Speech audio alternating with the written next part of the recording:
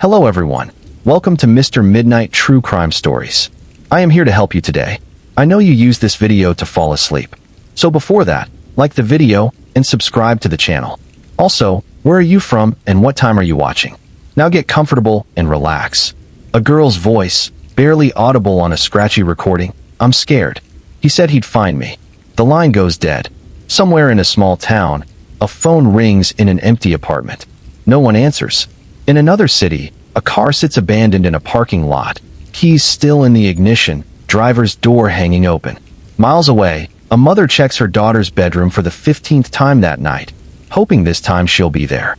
And in a courthouse, a judge reviews a case file, unaware that the defendant sitting calmly in the gallery has already decided that if he can't have her, no one will. 5 stories, 5 failures. One question that echoes through every investigation, every courtroom, every family's sleepless nights. How many signs were missed? Tonight, we're not just telling you about crimes. We're showing you the moments before, the warning signs that flickered like distant lightning, the systems that were supposed to protect but instead became obstacles, and the families who refused to let their loved ones become statistics. These stories span different states, different circumstances, different victims. But they share something troubling. In each case, someone saw it coming. Someone knew. Someone warned. And the machinery that was supposed to respond either moved too slowly, looked the other way, or simply wasn't designed to handle the kind of danger that doesn't announce itself with obvious violence. This isn't about assigning blame to individuals. It's about understanding how patterns repeat, how good people working within broken systems can still produce tragic outcomes, and how the distance between safety and catastrophe can be measured in minutes, in missed phone calls, in paperwork that sits on a desk just a little too long. You'll hear about a teenager who told everyone who would listen that she was in danger. You'll learn about a young mother whose night out ended with a car soaked in blood and a community turned upside down. You'll discover how love can be weaponized, how obsession masquerades as devotion, and how the people closest to victims sometimes hold the keys to solving cases that baffle investigators. And you'll witness how a single law, written in response to an unbearable loss, has since saved lives that might otherwise have been lost to the same bureaucratic delays that proved fatal before. The names you'll hear have been changed. The locations have been fictionalized. But every emotion, every investigative detail, every family's anguish, every systemic failure is rooted in the reality of cases like these that happen more often than any of us want to believe. And if you're listening to this in the dark, trying to find that edge of sleep, know that these stories matter not because they're sensational, but because they're preventable. That's what makes them so hard to process. That's what keeps investigators awake long after cases close. That's what drives families to become advocates, lawmakers to change legislation, and communities to finally ask the uncomfortable questions they've been avoiding. So settle in. This is going to take a while. But by the end, you'll understand something essential about how violence unfolds, not in the dramatic explosions we see in movies, but in the quiet accumulation of ignored warnings, dismissed concerns, and moments when someone could have intervened but didn't, not out of cruelty, but out of a system that hadn't yet learned what we're still learning now. Pine Hollow was the kind of place where everyone knew everyone else's business, or thought they did. The town sat in a valley in Westbridge State, surrounded by dense woods that turned golden in autumn and hostile in winter. Main Street had the usual collection of local businesses, a diner where seniors gathered for coffee every morning, a grocery store that closed at 8, and a high school whose football team was the pride of the community. It was the sort of place where people rarely locked their doors, where a crime wave meant someone's garden gnomes got stolen, and where tragedy was supposed to be something that happened to other towns, distant cities, places you saw on the news but never visited. Lena Hartman was 17 that spring. She had dark hair she usually wore in a ponytail, a smile that came easily when she wasn't worried, and dreams of studying environmental science at the state university. Her teachers described her as quietly determined, the kind of student who didn't seek attention but consistently turned in work that showed real thought. Her friends knew her as loyal, sometimes too loyal, someone who believed the best in people even when evidence suggested otherwise. Her parents, Mark and Susan Hartman, saw a daughter who'd grown up faster than they'd expected, who'd shouldered responsibilities beyond her years, and who'd recently become withdrawn in ways that worried them more than they let on. The relationship had started the previous fall. Derek Lane was 22, worked sporadically in construction, and had the kind of charm that could fill a room when he wanted it to. He'd grown up in Pine Hollow, dropped out of high school in his junior year, and had a reputation that depended entirely on who you asked. To some, he was a kid who'd had a rough start and deserved a chance. To others, he was trouble waiting to happen, someone whose temper was well known even if it hadn't yet resulted in serious legal consequences. He'd been involved in bar fights, shouting matches with ex-girlfriends, and at least one incident where police had been called to a domestic disturbance, though charges were never filed. Lena met him at a party she'd been reluctant to attend. Her friend convinced her to go, promised it would be fun, and for the first hour, it was. Music, laughter, the feeling of being somewhere adults weren't monitoring every move. Derek noticed her standing by herself near the kitchen, asked if she wanted something to drink, and started talking. He was funny that night, self-deprecating in a way that made him seem vulnerable rather than boastful. He talked about wanting to get his life together, about how he'd messed up but was working on being better. And Lena, whose instinct was always to see potential in people, to believe in redemption, found herself interested. The first few weeks were intoxicating. He texted constantly, showed up at places she mentioned she'd be, brought her small gifts that showed he'd been listening to her. Her friends had mixed reactions. Some thought he seemed genuinely into her. Others noticed how he positioned himself between Lena and other guys at parties, how his jokes about her talking to male classmates had an edge that didn't quite feel like joking.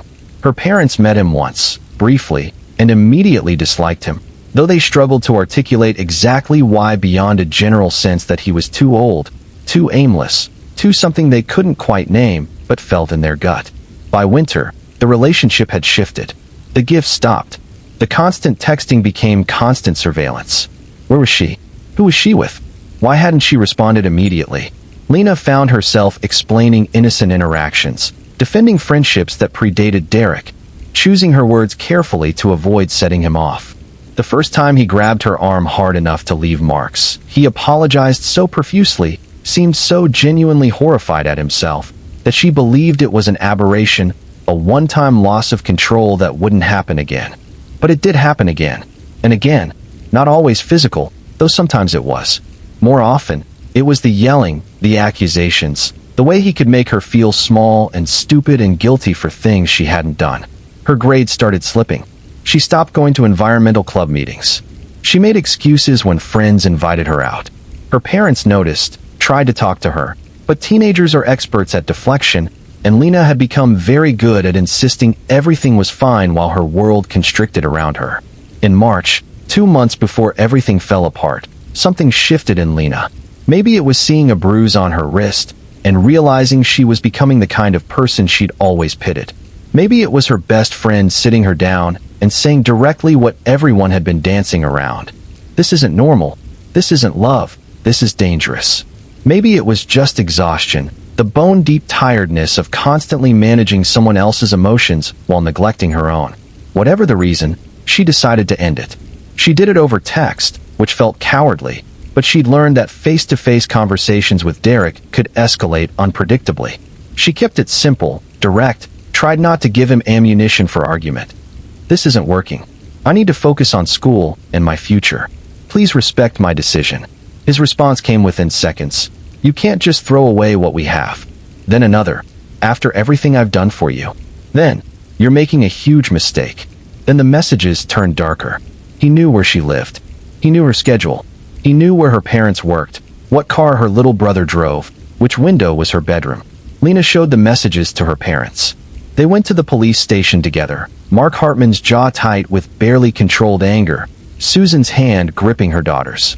They sat across from an officer who listened, took notes, and explained the process for obtaining a protection order. Yes, the messages were concerning. Yes, Derek's history of volatility was noted. But had he explicitly threatened violence? Not in so many words. Had he shown up at their house?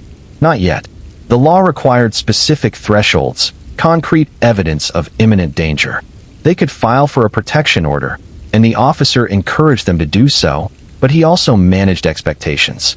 These orders were pieces of paper. They established legal consequences for violation, but they didn't create force fields. The real protection came from awareness, from being cautious, from documenting everything. They filed the paperwork that day. The protection order was granted a week later.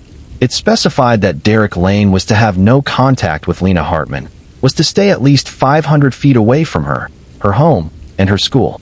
Violation would result in arrest. The order was served to Derek at his apartment. According to the officer who delivered it, he took it calmly, said he understood, and closed the door without incident. For 2 weeks, nothing happened. Lena started to breathe easier. Maybe the official nature of the order had penetrated where her own words hadn't. Maybe the threat of jail time was enough deterrent. Maybe he'd moved on, found someone else to focus on. She started going to environmental club again. Her grades ticked upward. She laughed more easily. Her parents watched this cautiously, wanting to believe the worst was over, but unable to fully relax.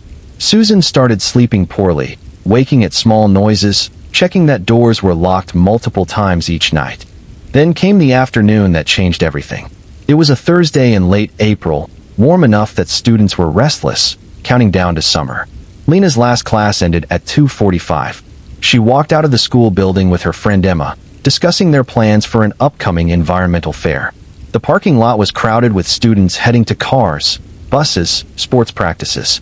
It was the kind of organized chaos that happened every weekday at dismissal, adults monitoring but not hovering, teenagers moving in their familiar patterns toward whatever came next. Surveillance footage from the school's exterior cameras would later show Lena and Emma walking toward the student lot, stopping briefly while Emma dug through her backpack for her keys. The footage showed other students streaming past them. It showed teachers on duty scanning the crowd with the practiced but somewhat disengaged attention of people performing a routine task. And it showed a dark blue truck pulling into the lot from the main road, moving slowly, not stopping at the designated pickup area, but instead cruising through the section where students park their own vehicles. Emma found her keys and the two girls separated, Lena heading toward her older sedan parked near the back of the lot. The footage showed her walking alone now, backpack slung over one shoulder, phone in her hand. She appeared to be texting, head down, not paying particular attention to her surroundings. This was noted later, discussed in hushed tones as if it represented some crucial failure on her part, as if vigilance could have changed what happened next. But she was 17, in a school parking lot, surrounded by peers and teachers. When exactly are we allowed to let our guard down if not in places like that? The blue truck appeared in frame again, now moving more quickly.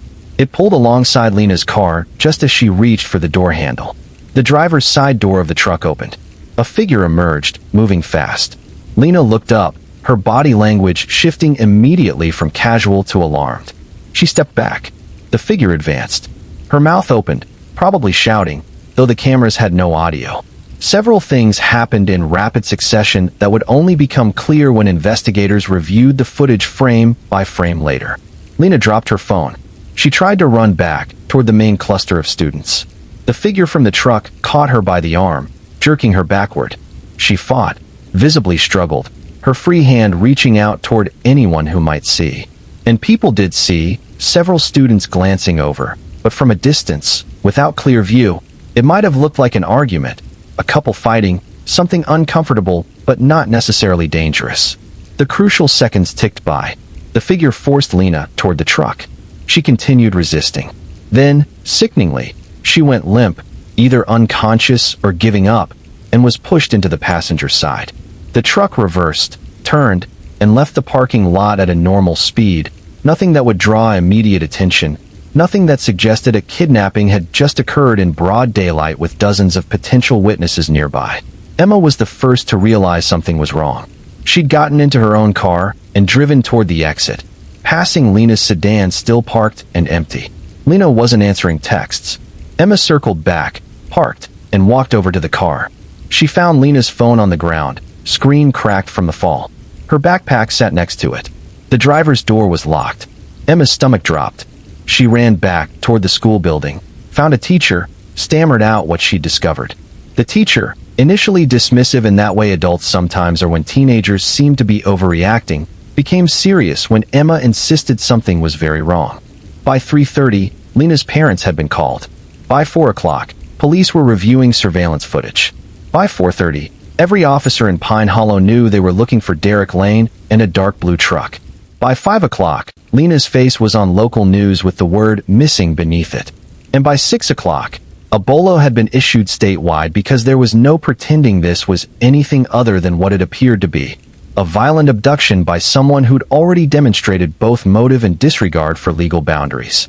Mark Hartman sat in the police station, his hands shaking so badly he had to clasp them together. Susan paced, unable to be still, asking the same questions over and over. Where would he take her? What did he want? How long before they found them?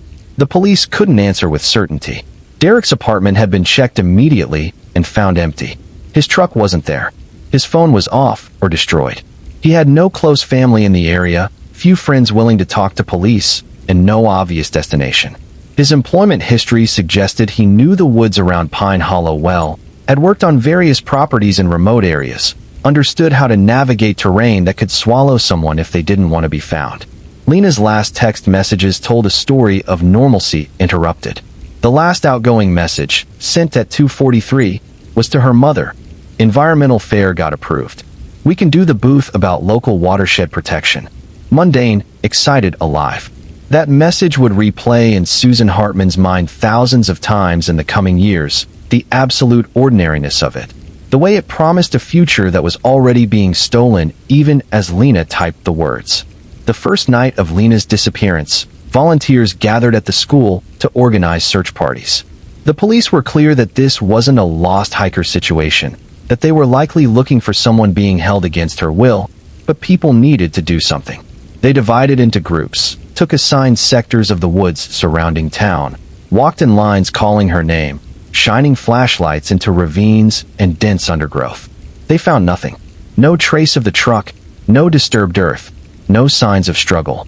The forest kept its secrets. Derek Lane's history became public knowledge in those first chaotic days.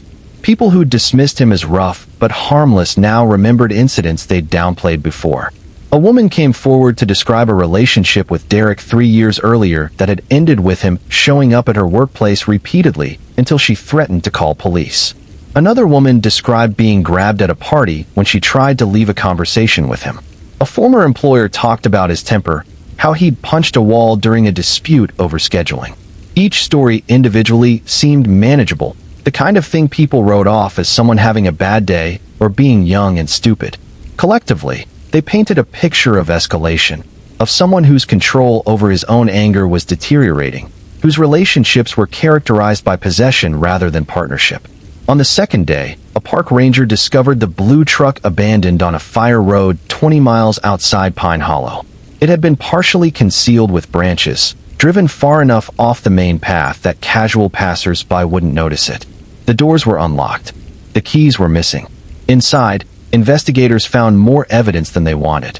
Blood on the passenger seat, torn fabric that matched Lena's jacket, her student ID wedged between seat cushions, and scratches on the passenger door handle that suggested she'd fought even after being forced into the vehicle. The area around the truck became the focus of intensive search efforts. Cadaver dogs were brought in. State police joined local officers. Volunteers combed every inch of accessible terrain. The working theory was grim. Derek had taken Lena into the woods, done something terrible, and then disappeared on foot. He knew this area. He could survive in the wilderness for days or weeks. The question wasn't whether they'd find Lena, but when and in what condition. Mark and Susan Hartman did what parents do in impossible situations. They held press conferences pleading for information. They kept Lena's room exactly as she'd left it. They reviewed her social media for clues investigators might have missed. They existed in a state of suspended animation, unable to grieve because grief meant accepting what they weren't ready to accept, unable to hope because hope felt increasingly delusional as days turned into weeks without a breakthrough. Emma blamed herself in ways no one could talk her out of. If she'd walked with Lena all the way to her car, if she'd noticed the truck sooner, if she'd insisted Lena come home with her that afternoon instead of driving separately. The rational part of her brain understood these were meaningless what-ifs, that nothing she could have done would have changed Derek's intent, that responsibility rested solely with him. But trauma doesn't respect rationality, and she carried the weight of those final moments. The sight of Lena's phone cracked on the pavement, The terrible knowledge that her friend had been taken while she sat in her own car, oblivious, checking her own messages. The community held vigils. They tied yellow ribbons around trees.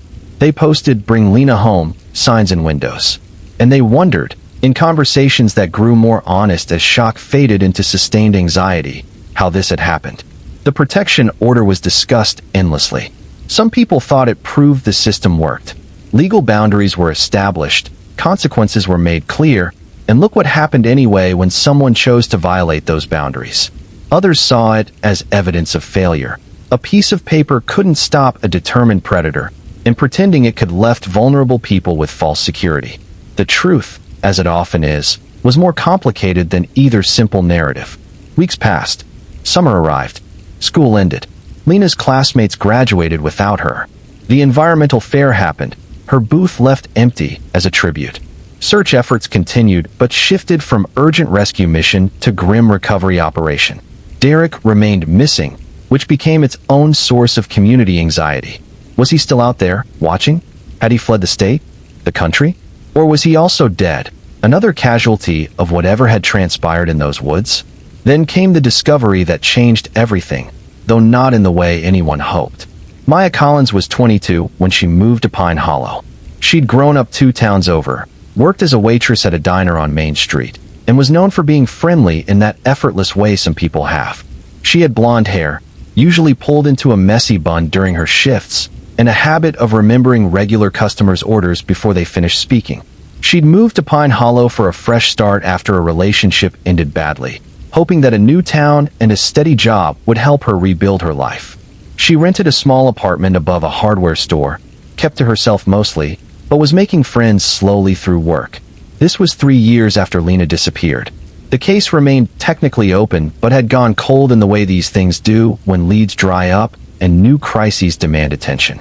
The Hartman family had established a foundation in Lena's name focused on helping domestic violence victims navigate the legal system. They held annual memorial events. They kept her story alive even as the rest of the town, uncomfortable with unresolved tragedy, gradually let it recede from daily consciousness. Maya started dating Derek Lane in early fall. Except no one knew it was Derek Lane because he'd been living under a different name. He'd grown a beard. He'd gained weight. He worked construction jobs for cash under the table. He'd found a way to exist in the margins of society, careful never to get pulled into situations that required identification, never getting stopped by police, never applying for anything that would run his name through databases. And he'd settled in Pine Hollow, the last place anyone would expect him to be, hiding in plain sight in the very community that had spent months searching for him. Later, people would express disbelief that this was possible. How could he remain undiscovered in a small town where people knew each other? But the reality is that small towns have transients, temporary workers, people who drift through without putting down real roots.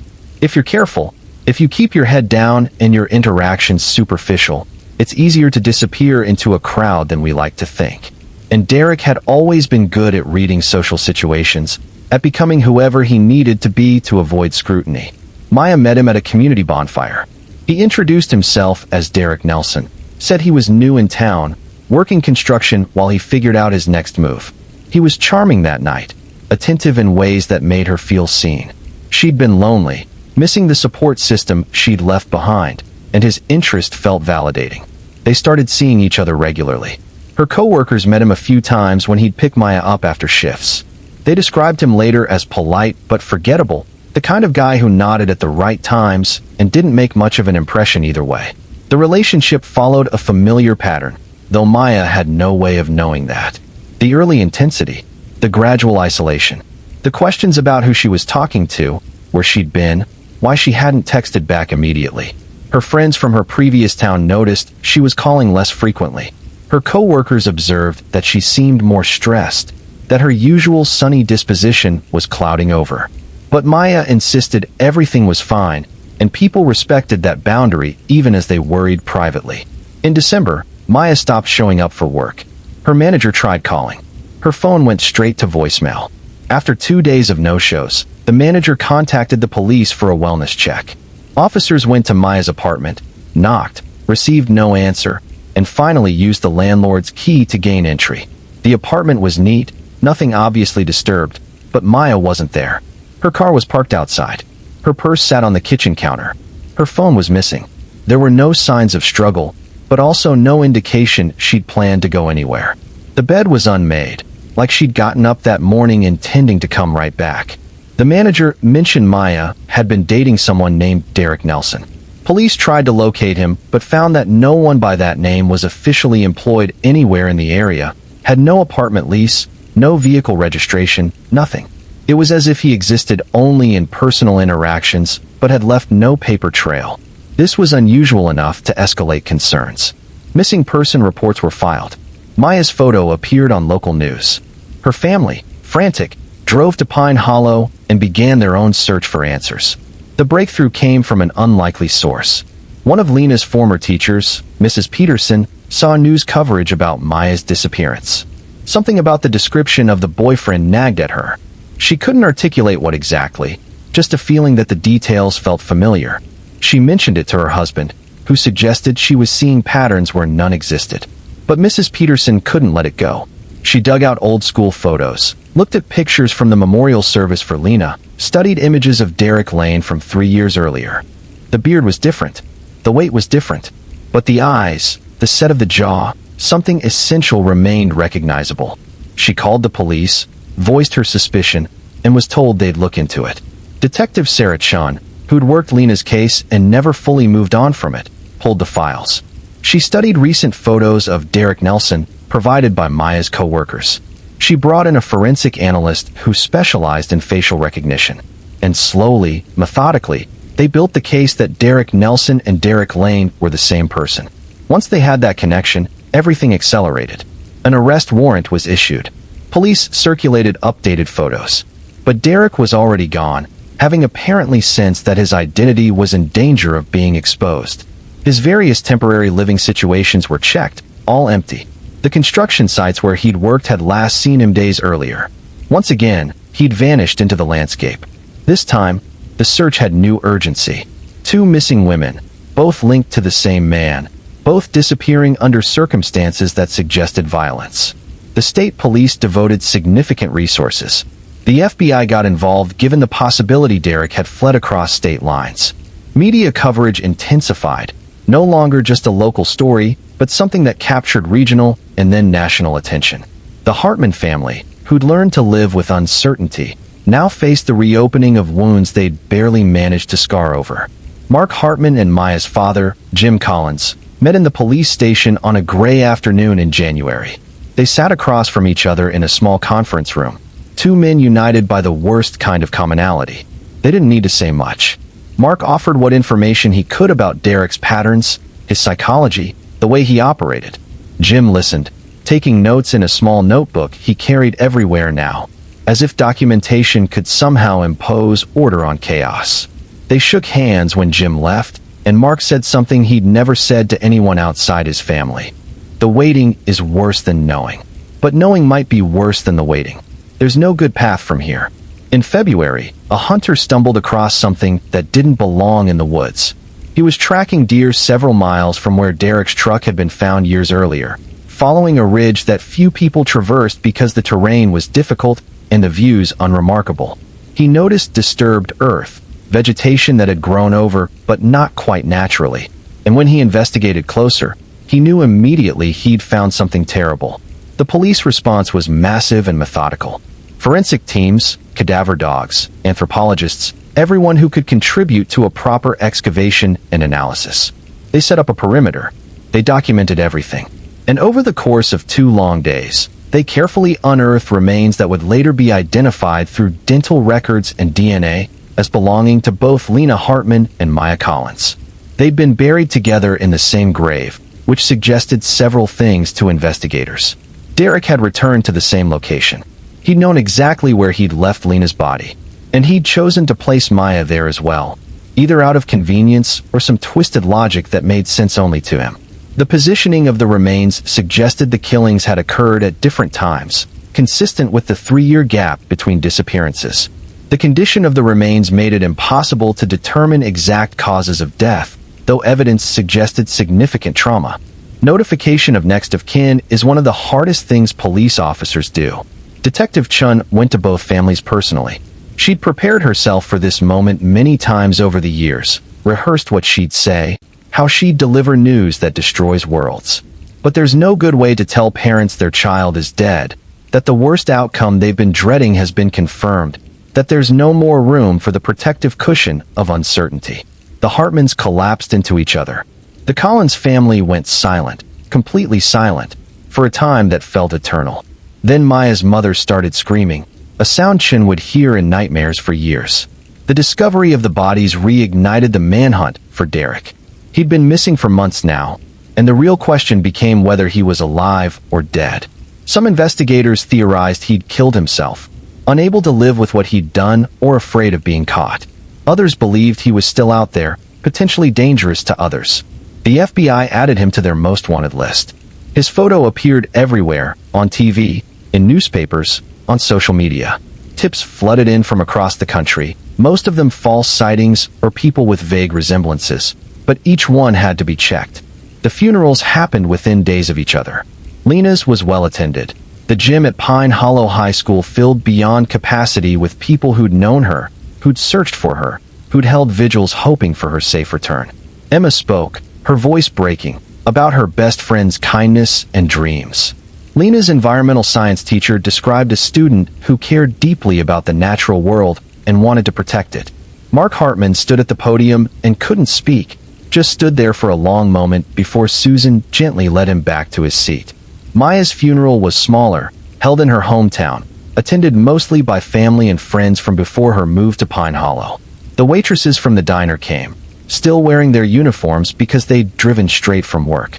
They'd created a memorial book with customer comments about Maya, little notes about how she'd made people's days better with small kindnesses, remembered birthdays, asked about sick relatives. The manager who'd called for that wellness check spoke about Maya's work ethic and warmth, and then broke down completely, unable to continue. The investigation continued even with Lena and Maya laid to rest. Derek was out there somewhere, and finding him became an obsession for those working the case. Detective Chun pulled double shifts, reviewing evidence, coordinating with other agencies, following leads that went nowhere more often than not. The case file grew to thousands of pages. The timeline of Derek's movements over 7 years, from his initial relationship with Lena through his reemergence in Pine Hollow, had been reconstructed in painstaking detail. Psychological profiles were developed trying to understand his motivation, his ability to compartmentalize, his apparent capacity to reinvent himself and form new relationships even while keeping terrible secrets. What emerged was a picture of someone who'd likely been escalating for years. The bar fights, the past relationships marked by control and volatility, the incident reports that never quite resulted in serious consequences. Each time, he'd been given another chance, had moved to a new situation, had convinced people he was trying to improve. And each time, the underlying patterns remained, growing more dangerous as he refined his ability to manipulate both individuals and systems. In May, 8 months after Maya disappeared, Derek was found. Not caught exactly, but found.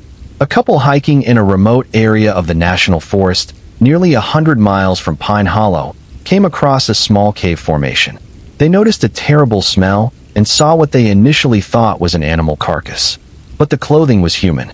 The body was in advanced decomposition but identifiable through distinctive tattoos and jewelry that Derek had worn. A medical examiner would later determine he'd been dead for several months, possibly since shortly after Maya's disappearance became public.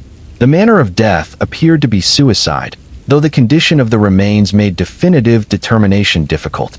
He'd chosen a location far from civilization, somewhere he'd be unlikely to be discovered quickly.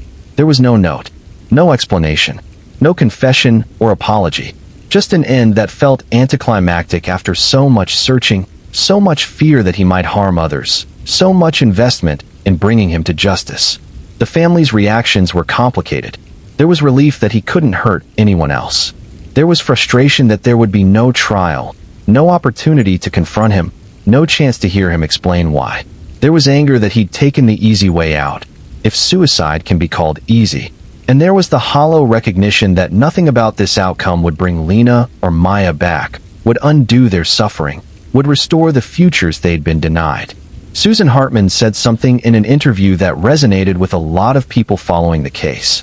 She was asked if she felt closure now that Derek was dead. She paused, really thought about the question, and then said, "Closure is something people need to believe exists because the alternative is too hard. We don't have closure. We have an end to one kind of suffering and the beginning of another. We have information instead of questions, which is different, but not better exactly. We have his death, but we don't have understanding. And we'll never have our daughter back, which is the only thing that would actually matter. The trials that never happened meant some questions remained unanswered. The exact circumstances of how Lena died. Whether Maya knew who Derek really was before the end. Where he'd been hiding during those 3 years. How many people he'd interacted with who might have suspected something, but said nothing. The grave site revealed some information through forensic analysis, but death tells only part of a story, and the living parts, the moments of fear and realization and final thoughts, died with the victims and their killer. Pine Hollow tried to move forward. The town held a dedication ceremony for a memorial garden honoring both Lena and Maya. It was placed near the high school, visible to students every day, a reminder of lives cut short and the importance of looking out for each other. The Hartman Foundation expanded its mission to include education about the warning signs of dangerous relationships, the limits of legal protections, and the need for community awareness. They trained counselors, provided resources to schools, funded emergency shelter space for domestic violence victims. But trauma doesn't resolve neatly. Emma never quite forgave herself, despite therapy, despite everyone telling her repeatedly that nothing was her fault. She became an advocate against intimate partner violence, channeling her guilt into action, speaking at schools about what she'd witnessed and missed. Other students from Lena's class carried their own forms of damage. Some became hyper-vigilant in their own relationships, unable to trust. Others avoided serious dating entirely, terrified of making the wrong choice. The investigating officers dealt with their own aftermath. Detective Chun took a leave of absence after Derek's body was found. She'd poured years into this case, had promised Lena's parents she'd find answers, and when those answers finally came, they felt insufficient. She'd imagined confronting Derek, getting him to confess not just to the crimes, but to his thinking, understanding the psychology that allowed someone to kill and then calmly exist among the people searching for his victims. Instead, there was just a body in a cave and silence. The protection order that Lena had obtained became a symbol in debates about domestic violence prevention. Some advocates pointed to it as evidence that the legal system provided tools but couldn't guarantee safety, that we needed better enforcement and more resources. Others argued it proved that pieces of paper couldn't stop determined abusers, that we needed entirely different approaches focusing on early intervention and changing cultural attitudes about relationships and power. The reality, frustratingly, was that both perspectives had merit and neither provided a complete solution. In the years after the case closed, various journalists and documentarians reached out to the families for interviews. Most were declined. The Hartmans released a statement through their foundation explaining they'd told their story enough times, that constantly revisiting the worst moments of their lives served no purpose beyond public curiosity, and that their energy was better spent on prevention than reflection. The Collins family made no public statements at all, retreating into private grief. But occasionally, Susan Hartman would speak at events focused on domestic violence awareness. She'd show pictures of Lena as a little girl, as a teenager with dreams. She'd read from Lena's journal entries about wanting to study watersheds, about caring for the environment. She'd describe the ordinary details of their last normal day together. And then she'd describe the protection order, the police response, the systems that had operated as designed but failed anyway. She never assigned blame to individuals. She focused on gaps, on things we don't talk about enough, on the difference between legal intervention and actual safety. One thing Susan always emphasized: Derek didn't suddenly become dangerous. The warning signs had been there for years.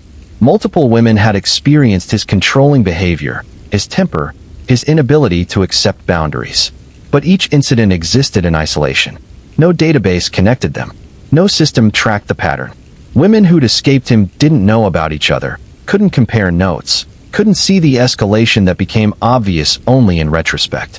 By the time Lena encountered him, he'd refined his approach, learned from previous failures, become better at hiding the danger until it was too late to escape easily.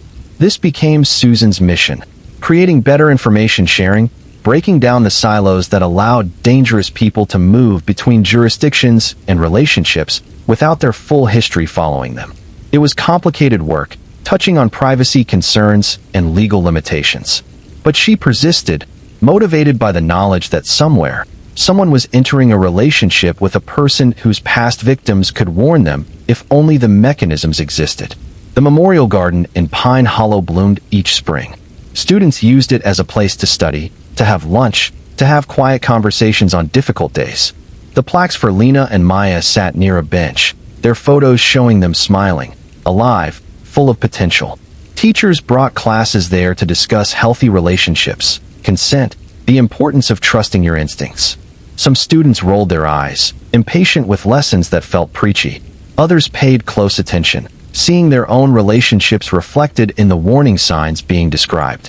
And every April, on the anniversary of Lena's abduction, the Hartman family returned to lay flowers.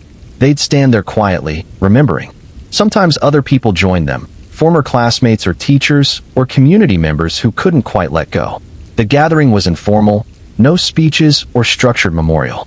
Just people showing up, bearing witness, refusing to let Lena and Maya be forgotten. Mrs. Peterson, the teacher who'd recognized Derek despite his disguise, often came to these gatherings. She'd blamed herself for not seeing the danger when Lena was her student, for not recognizing the signs of an abusive relationship even though looking back, they seemed so obvious. Susan Hartman had told her repeatedly that she'd save lives by making the connection to Maya's case, that her vigilance had ended the investigation months sooner than it might have otherwise. But gratitude and guilt aren't opposites, and Mrs. Peterson carried both. The case files eventually went into storage.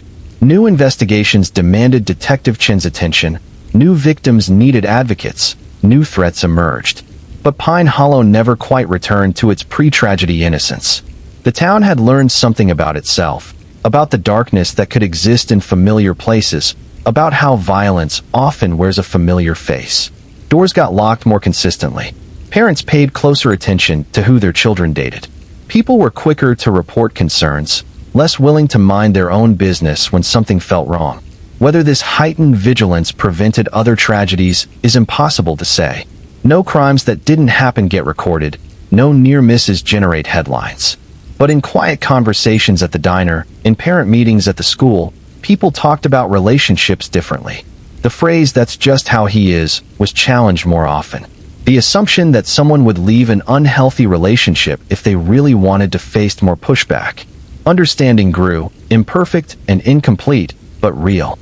Years later, a reporter asked Mark Hartman if he thought the system had failed Lena. He was quiet for a long time before answering. Then he said, "The system did what it was designed to do. It processed our complaint, issued the protection order, responded when she went missing. The failure was deeper than procedure. It's that we've built systems assuming the worst thing that can happen is that we might restrict someone's freedom unfairly. And yes, that's a real concern. But we haven't balanced it against the reality that hesitation kills people. I'm not saying I have the answer, how to balance safety and liberty, prevention and overreach. But I know my daughter warned everyone who'd listen that she was in danger. And she was right. And she still died. That has to mean something." Harborview sat on the coast in East Shore State, a city of about 60,000 people known for its fishing industry, tourist beaches, and university. The town had a salt-worn charm, buildings that had weathered decades of ocean air, a main street that catered to locals in winter and tourists in summer.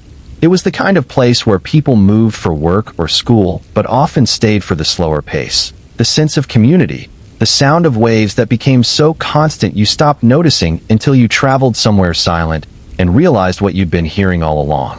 Eliza Monroe was 21 that October, working part-time at a bookstore near campus while studying early childhood education at the university. She had a 4-year-old son, Mason, whose father hadn't been in the picture since before the boy was born. Eliza lived with her parents, Tom and Linda Monroe, in a small house about a mile from the beach.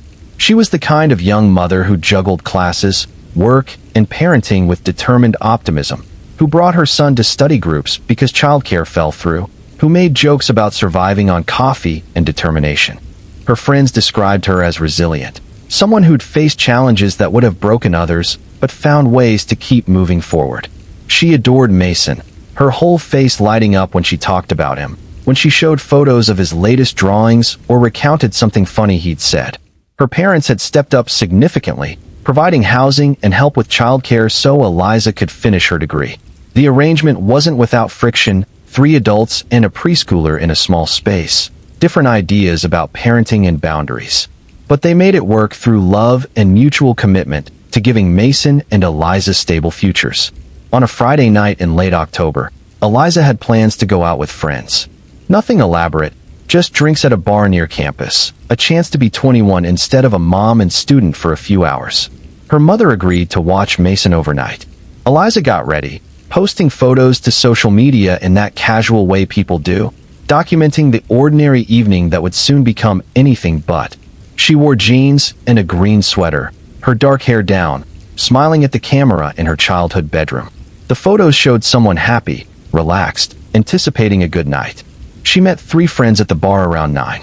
They grabbed a table near the back, ordered drinks, caught up on classes and dating drama and work frustrations. Security footage from the bar showed them laughing, normal group dynamics, nothing to suggest any problems. Eliza's phone record showed she texted her mom at 10:30. "Having fun, Mason, okay?" Linda responded, "Sound asleep. Don't worry, enjoy yourself." It was the last text Eliza sent. Around 11:30, Eliza told her friends she was heading home. She'd had 2 drinks over the course of the evening, not enough to impair her significantly. She had an 8 a.m. shift at the bookstore the next morning and wanted to get sleep. Her friends offered to walk with her to her car, but she waved them off. It was a short distance, the area was well lit, and Harborview wasn't known for violent crime. She hugged them goodbye, grabbed her jacket, and left through the front door. The bar's exterior camera showed her walking to the parking lot adjacent to the building. She reached her car, a small older sedan parked under a streetlight. She opened the driver's door, got in, and sat there for a moment, likely checking her phone or adjusting the music or any of the small tasks people do before driving. The camera angle didn't capture what happened next clearly, but something caused her to get back out of the car suddenly. A figure approached from off-camera. There appeared to be a brief interaction. Then nothing, because the camera's field of view didn't extend to that corner of the lot. When Eliza didn't come home that night, Linda wasn't immediately worried. She assumed Eliza had decided to stay with friends, maybe had more drinks, and chosen not to drive. By morning, when Eliza still wasn't home and wasn't answering calls, concern grew. By noon, when Eliza missed her work shift and the bookstore called looking for her, alarm bells were ringing loudly. Tom and Linda drove to the bar where Eliza had been, found her car still in the parking lot. The car was locked. Tom used the spare key Eliza kept at home to open it. What they found inside froze them both. Blood on the driver's seat, soaked into the fabric, more than could be explained by a small cut or nosebleed. Eliza's purse was in the passenger seat, her phone inside it. Her keys were missing. There were no signs of struggle inside the vehicle, but the blood made clear that something violent had occurred. Tom called 911 with shaking hands. Linda stood beside the car, unable to look at the blood but unable to look away, her mind racing through possibilities, each one worse than the last. Police arrived quickly, secured the scene, called for forensic teams. By early afternoon, Eliza's photo was on every news channel in the region. Missing woman, foul play suspected, scrolled beneath her smiling face. That photo from hours before when the night held only promise. The investigation moved quickly because everyone knew time was critical. The blood in the car was tested immediately, confirmed to be Eliza's. The amount suggested she'd been seriously injured. Detectives interviewed her friends, reconstructed her movements that evening, reviewed every second of available surveillance footage. The parking lot camera had limitations, but combined with traffic cameras nearby, investigators could piece together part of what happened. A vehicle had been caught on camera leaving the parking lot shortly after Eliza walked to her car. It was a dark sedan, hard to determine the exact make and model from the grainy footage, but distinctive enough that investigators hoped someone would recognize it. The car had turned north, onto a road that led away from downtown and toward the industrial areas along the waterfront. After that, it disappeared from any camera coverage. The community response was immediate and massive. Volunteers organized search parties, though police were careful about where they sent civilians given that this was clearly a criminal investigation, not a lost person scenario. Flyers with Eliza's photo appeared everywhere. Local businesses offered rewards for information. The university canceled classes, turning the campus center into a coordination hub. And on social media, the story went viral, shared thousands of times, comments filled with theories and outrage and fear. Tom and Linda Monroe became the public face of the search. They held press conferences, standing behind podiums looking shell-shocked, pleading for anyone with information to come forward. Linda struggled to speak without breaking down, describing her daughter's dreams of becoming a kindergarten teacher, her devotion to Mason. Tom stood rigid, anger barely contained beneath the surface, directing his fury at whoever had hurt his daughter. And Mason, too young to understand fully but old enough to know something terrible had happened, kept asking when Mommy was coming home. The first major lead came from an unexpected source. A woman who worked late shifts at a convenience store about 5 miles from the bar came forward 2 days into the investigation. She'd seen the news coverage, recognized the dark sedan from security footage. A car matching that description had pulled into her store's parking lot around midnight on the Friday Eliza disappeared. She remembered because the driver had acted strangely, parking in the back of the lot rather than near the entrance, sitting in the car for several minutes before leaving without ever coming inside. More importantly, her store had security cameras with better quality than the bar's. The footage clearly showed the vehicle's license plate. Within hours, police had identified the registered owner, Caleb Ross, a 34-year-old warehouse worker who lived in Harborview. He had a criminal history, primarily drug-related offenses, but nothing violent on his record. Still, his name gave investigators a target, someone to locate and question. Finding Caleb proved more difficult than expected. He'd called in sick to work on Saturday, the day after Eliza disappeared, and hadn't been seen since. His apartment was empty, though it didn't look like he'd moved out, just stepped away. His phone was off. His bank accounts showed no recent activity. It was as if he'd known investigators were coming and had disappeared strategically. The media coverage intensified. Caleb's photo appeared alongside Eliza's. He was described as a person of interest, that careful legal phrasing that suggests suspicion without making accusations that could compromise a future trial. Tips flooded in from people who thought they'd seen him, from former co-workers and acquaintances providing character assessments that ranged from quiet guy, kept to himself, to always gave me creepy vibes. Tom Monroe struggled with the waiting, the not knowing. He couldn't eat, couldn't sleep, existed in a state of barely controlled panic. He printed maps of the area, marked off sections he'd searched personally, driving back roads and checking abandoned buildings despite police asking him to leave the investigation to professionals. Linda focused on Mason, trying to maintain some normalcy for the child while dealing with her own terror about what might have happened to her daughter. They couldn't tell Mason that Mommy might be dead, but they couldn't tell him she was definitely coming home either. So they existed in awful limbo, saying things like, "Mommy's on a trip," while trying not to cry. On the 5th day after Eliza disappeared, a fisherman noticed something wrong near a boat launch in a remote area north of Harborview. A burned vehicle sat partially concealed by trees, clearly abandoned, charred beyond easy recognition. He called the authorities. When investigators arrived and ran the VIN, they confirmed it was Caleb Ross's car. It had been thoroughly burned. Whoever torched it had been thorough about destroying evidence. But fires rarely destroy everything. Forensic teams processed the vehicle carefully. Inside, they found traces of blood that preliminary tests suggested matched Eliza's DNA. They found other evidence too, material that suggested a body had been in the trunk. But no body was recovered from the scene. The car had been burned, then abandoned. Caleb had clearly moved on from there, but to where? The community held a vigil that night in downtown Harborview. Hundreds of people gathering despite rain, holding candles that sputtered in the wind, praying for Eliza's safe return even as hope became increasingly irrational. Linda Monroe stood at the front, clutching a photo of Eliza and Mason, her voice barely audible as she thanked people for coming. Tom stood separate from the crowd, his face contorted with rage and grief, unable to participate in what felt like giving up, unable to accept that vigils were what you did when someone was dead. The investigation continued through every resource available. Caleb's phone records were subpoenaed and analyzed, showing calls and texts that painted a disturbing picture. He'd been watching Eliza. Phone records placed him near her apartment, near the bookstore where she worked, near the bar that Friday night. He'd never interacted with her directly as far as anyone could determine. She didn't know him, but he'd clearly fixated on her, for reasons that might never be fully understood. Detectives interviewed everyone in Caleb's life, trying to understand him, to predict where he might go, what he might do next. He'd grown up in Harborview, had a troubled childhood marked by neglect and petty crime, had cycled through jobs and relationships without maintaining anything stable. People described him as socially awkward, someone who'd say inappropriate things without seeming to understand why others reacted negatively. A former girlfriend described a relationship that ended badly when his possessiveness became suffocating, though she'd never felt physically threatened. What emerged was a profile of someone isolated, resentful, with a distorted understanding of relationships and entitlement.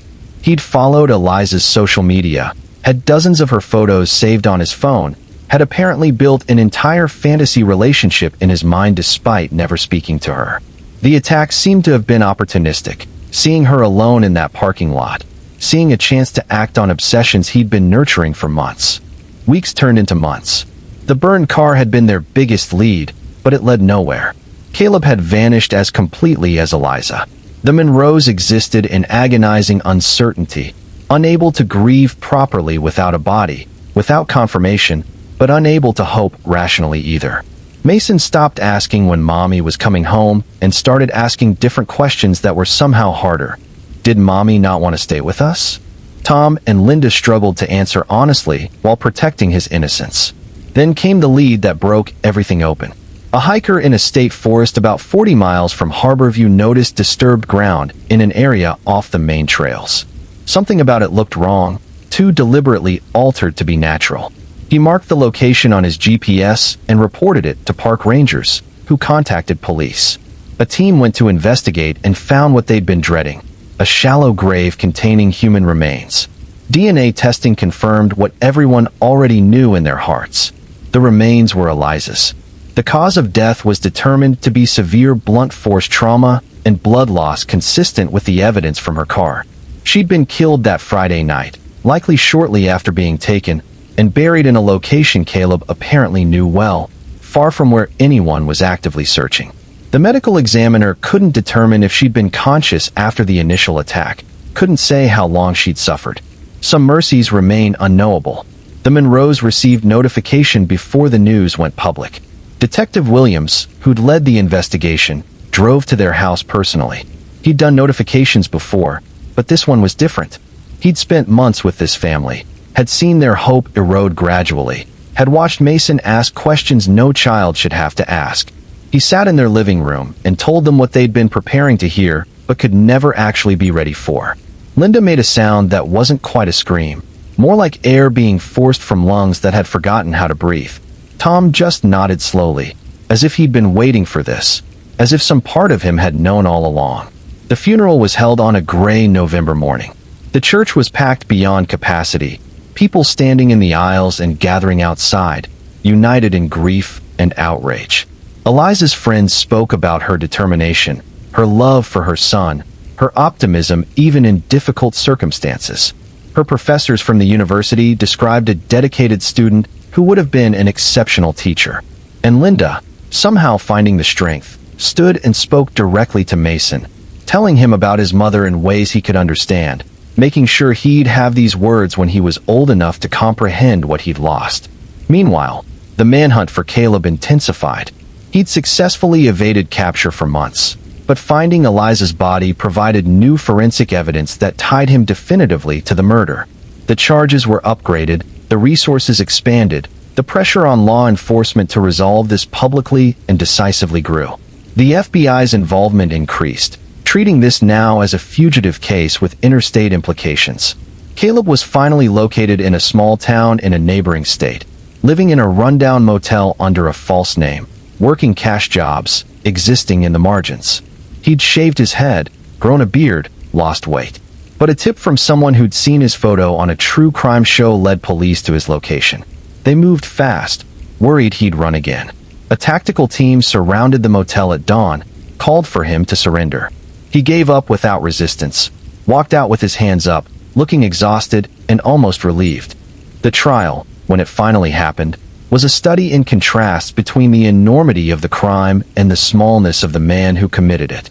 Caleb sat at the defense table looking diminished, detached, occasionally making notes, but mostly staring at nothing. The evidence against him was overwhelming. The surveillance footage placing his car at the scene, the blood evidence linking Eliza to his vehicle, his own phone records establishing stalking behavior, the location data putting him near where her body was found. His defense attorneys didn't seriously contest guilt, but focused on mitigating factors, on their client's troubled background, on arguing against the death penalty. The prosecution walked the jury through that Friday night, reconstructing Eliza's final hours. They showed her social media posts, her texts to her mother, the security footage of her walking to her car. They explained how Caleb had followed her to the bar, had waited in the parking lot, had approached her when she was alone and vulnerable. They described the attack, clinical and detailed, forcing the jury to understand the violence inflicted. And they called Tom and Linda Monroe to testify about the impact, about Mason's grief, about a family destroyed by one man's inexplicable obsession. Caleb's attorneys tried various strategies. They suggested their client had mental health issues that diminished his culpability. They pointed to his troubled childhood as an explanatory factor. They argued that while the crime was terrible, their client wasn't a monster, just a damaged person who'd made catastrophic choices. But nothing they said could erase the evidence, couldn't explain away the planning that preceded the attack, couldn't justify the months of evading justice while a family suffered. The jury deliberated for 6 hours before returning a guilty verdict on all counts: first-degree murder, kidnapping, concealment of a body. Tom Monroe sat in the courtroom, stone-faced, as the verdict was read. Linda cried quietly. Neither showed satisfaction exactly. There was no joy in this outcome, no sense that justice had somehow balanced the scales. Their daughter was still dead. Mason still asked for his mother. The guilty verdict was necessary, but it solved nothing that actually mattered. Sentencing came weeks later. The prosecution sought life without parole. The defense argued for the possibility of eventual release, however distant. The judge listened to impact statements, to arguments about precedent and proportionality, and ultimately sentenced Caleb Ross to life in prison with no possibility of parole. He would die behind bars, would never walk freely again, would spend whatever decades remained watching his life expire in a cell. Caleb finally spoke at sentencing, his first substantive words during the trial. He stood, read from a prepared statement, apologized to the Monroe family in language that felt hollow, more about mitigating his guilt than acknowledging their pain. He claimed he didn't understand what had come over him, that he'd been struggling with thoughts he couldn't control, that he wished he could undo everything. The Monroes didn't react visibly. They'd stopped expecting anything meaningful from him long ago. Life in prison should have been the end of the story. But 2 years into his sentence, Caleb Ross was found dead in his cell, apparent suicide, hanging from a makeshift noose. The prison investigation found no evidence of foul play, though plenty of people would have been happy to see him suffer. He'd left no note, no explanation. He simply chose exit rather than enduring decades of confinement. The Monroes learned about his death through a phone call from the prosecutor. Their reactions were complicated and contradictory. Relief that he was gone. Anger that he denied them the knowledge that he was suffering appropriate consequences. Frustration at another thing stolen. The ability to know he was alive and imprisoned while Eliza remained dead. Linda said later that she didn't care much either way. He was alive or dead, but that didn't change anything for them. Tom admitted to a dark satisfaction, though he felt guilty about it, unsure if wanting someone dead made him a bad person or just a grieving father. Mason was 7 when Caleb died, old enough to understand more, but still struggling with the permanence of loss. His grandparents had been raising him, providing stability and love, trying to fill the massive hole left by Eliza's death. They kept her alive in stories, in photos around the house, in visits to her grave where Mason would talk to his mom about school and friends and the things he was learning. It wasn't enough, could never be enough, but it was what they could offer. The case became a focal point for discussions about stalking, about how easily someone can fixate on another person in the age of social media, about the limitations of law enforcement in preventing crimes that emerge from obsessive psychology rather than clear threats. Eliza had never known Caleb existed. She'd never been warned about him, had no protection order to file, no prior relationship to establish danger. He was a stranger who decided she should be his, and when reality didn't cooperate with his fantasy, he destroyed her. Advocates pushed for better stalking laws, for ways to identify and intervene with individuals showing dangerous fixation patterns before they escalate to violence. But the challenges were immense. How do you monitor everyone's social media behavior? How do you distinguish between harmless crushes and dangerous obsession? How do you restrict someone's freedom based on thoughts rather than actions? The questions had no easy answers, and Eliza's death became one more data point in ongoing debates about privacy, safety, and prevention. Years later, a journalist asked Tom Monroe if knowing who killed his daughter and seeing him convicted brought any peace. Tom was quiet for a long time, looking at photos of Eliza with Mason, at the life that should have continued. Then he said, "Peace isn't the right word. We have answers, which is more than some families get. We know she didn't suffer long, that it was quick. We know the person responsible paid a price. But none of that brings her back or gives Mason his mother. So no, there's no peace. There's just going on living because that's what you do, because Mason needs us, because Eliza would want us to keep going. But peaceful? No, we're not peaceful." Silver Palms existed in that particular kind of sprawl common to Southlake State, where the desert met planned communities, where every house looked vaguely similar and shopping centers replicated themselves every few miles. The city was young, full of families who'd relocated for jobs or weather, people from somewhere else trying to build something new. It was the kind of place where neighbors waved but didn't necessarily know each other's names, where people moved for opportunity but sometimes found isolation instead. Noah Feldman was 22 when he met Riley Knox. He'd graduated from a local college the previous spring with a degree in graphic design, was working freelance while trying to build a client base, and lived in a modest apartment near downtown. He was quiet, creative, the kind of person who expressed himself better through images than words. His parents lived 2 hours away in another part of the state, worried about him living alone but respecting his need for independence. Riley was a year younger, working retail while taking classes part-time. They'd met at a coffee shop where Riley worked. Noah came in regularly, always ordered the same thing, always sat in the corner working on his laptop. Riley started conversations, gradually learned about Noah's work, expressed interest in his designs. The attention felt good to Noah, who'd been lonely, who'd struggled socially since moving to Silver Palms. When Riley asked for his number, he gave it gladly. The relationship developed quickly, intensely. Riley texted constantly, wanted to spend every free moment together, said things like, "I've never felt this way about anyone," within weeks of their first date. To Noah, who'd had limited relationship experience, this felt like passion, like the kind of connection people described in movies. His friends had concerns. They'd met Riley a few times and noted something off, a possessiveness that seemed disproportionate to how long they'd been together, a way of speaking for Noah rather than letting him speak for himself. But when friends voiced concerns, Noah defended Riley. Everyone is different in relationships. What seems intense from outside feels natural from within. Riley was affectionate, attentive, made Noah feel seen in ways he hadn't before. The fact that Riley wanted so much of his time felt validating rather than smothering. When Riley suggested Noah shouldn't spend so much time with friends who didn't support their relationship, Noah accepted the logic. When Riley expressed hurt that Noah's family didn't immediately embrace them, Noah felt caught between two loyalties and chose the one that seemed to need him most. The isolation happened gradually, too slowly to recognize as a pattern while in the middle of it. Noah stopped going to design meetups. He turned down invitations from college friends. He called his parents less frequently, and when he did, he edited out the complicated parts, the arguments with Riley that left him confused and apologetic without understanding quite what he was apologizing for.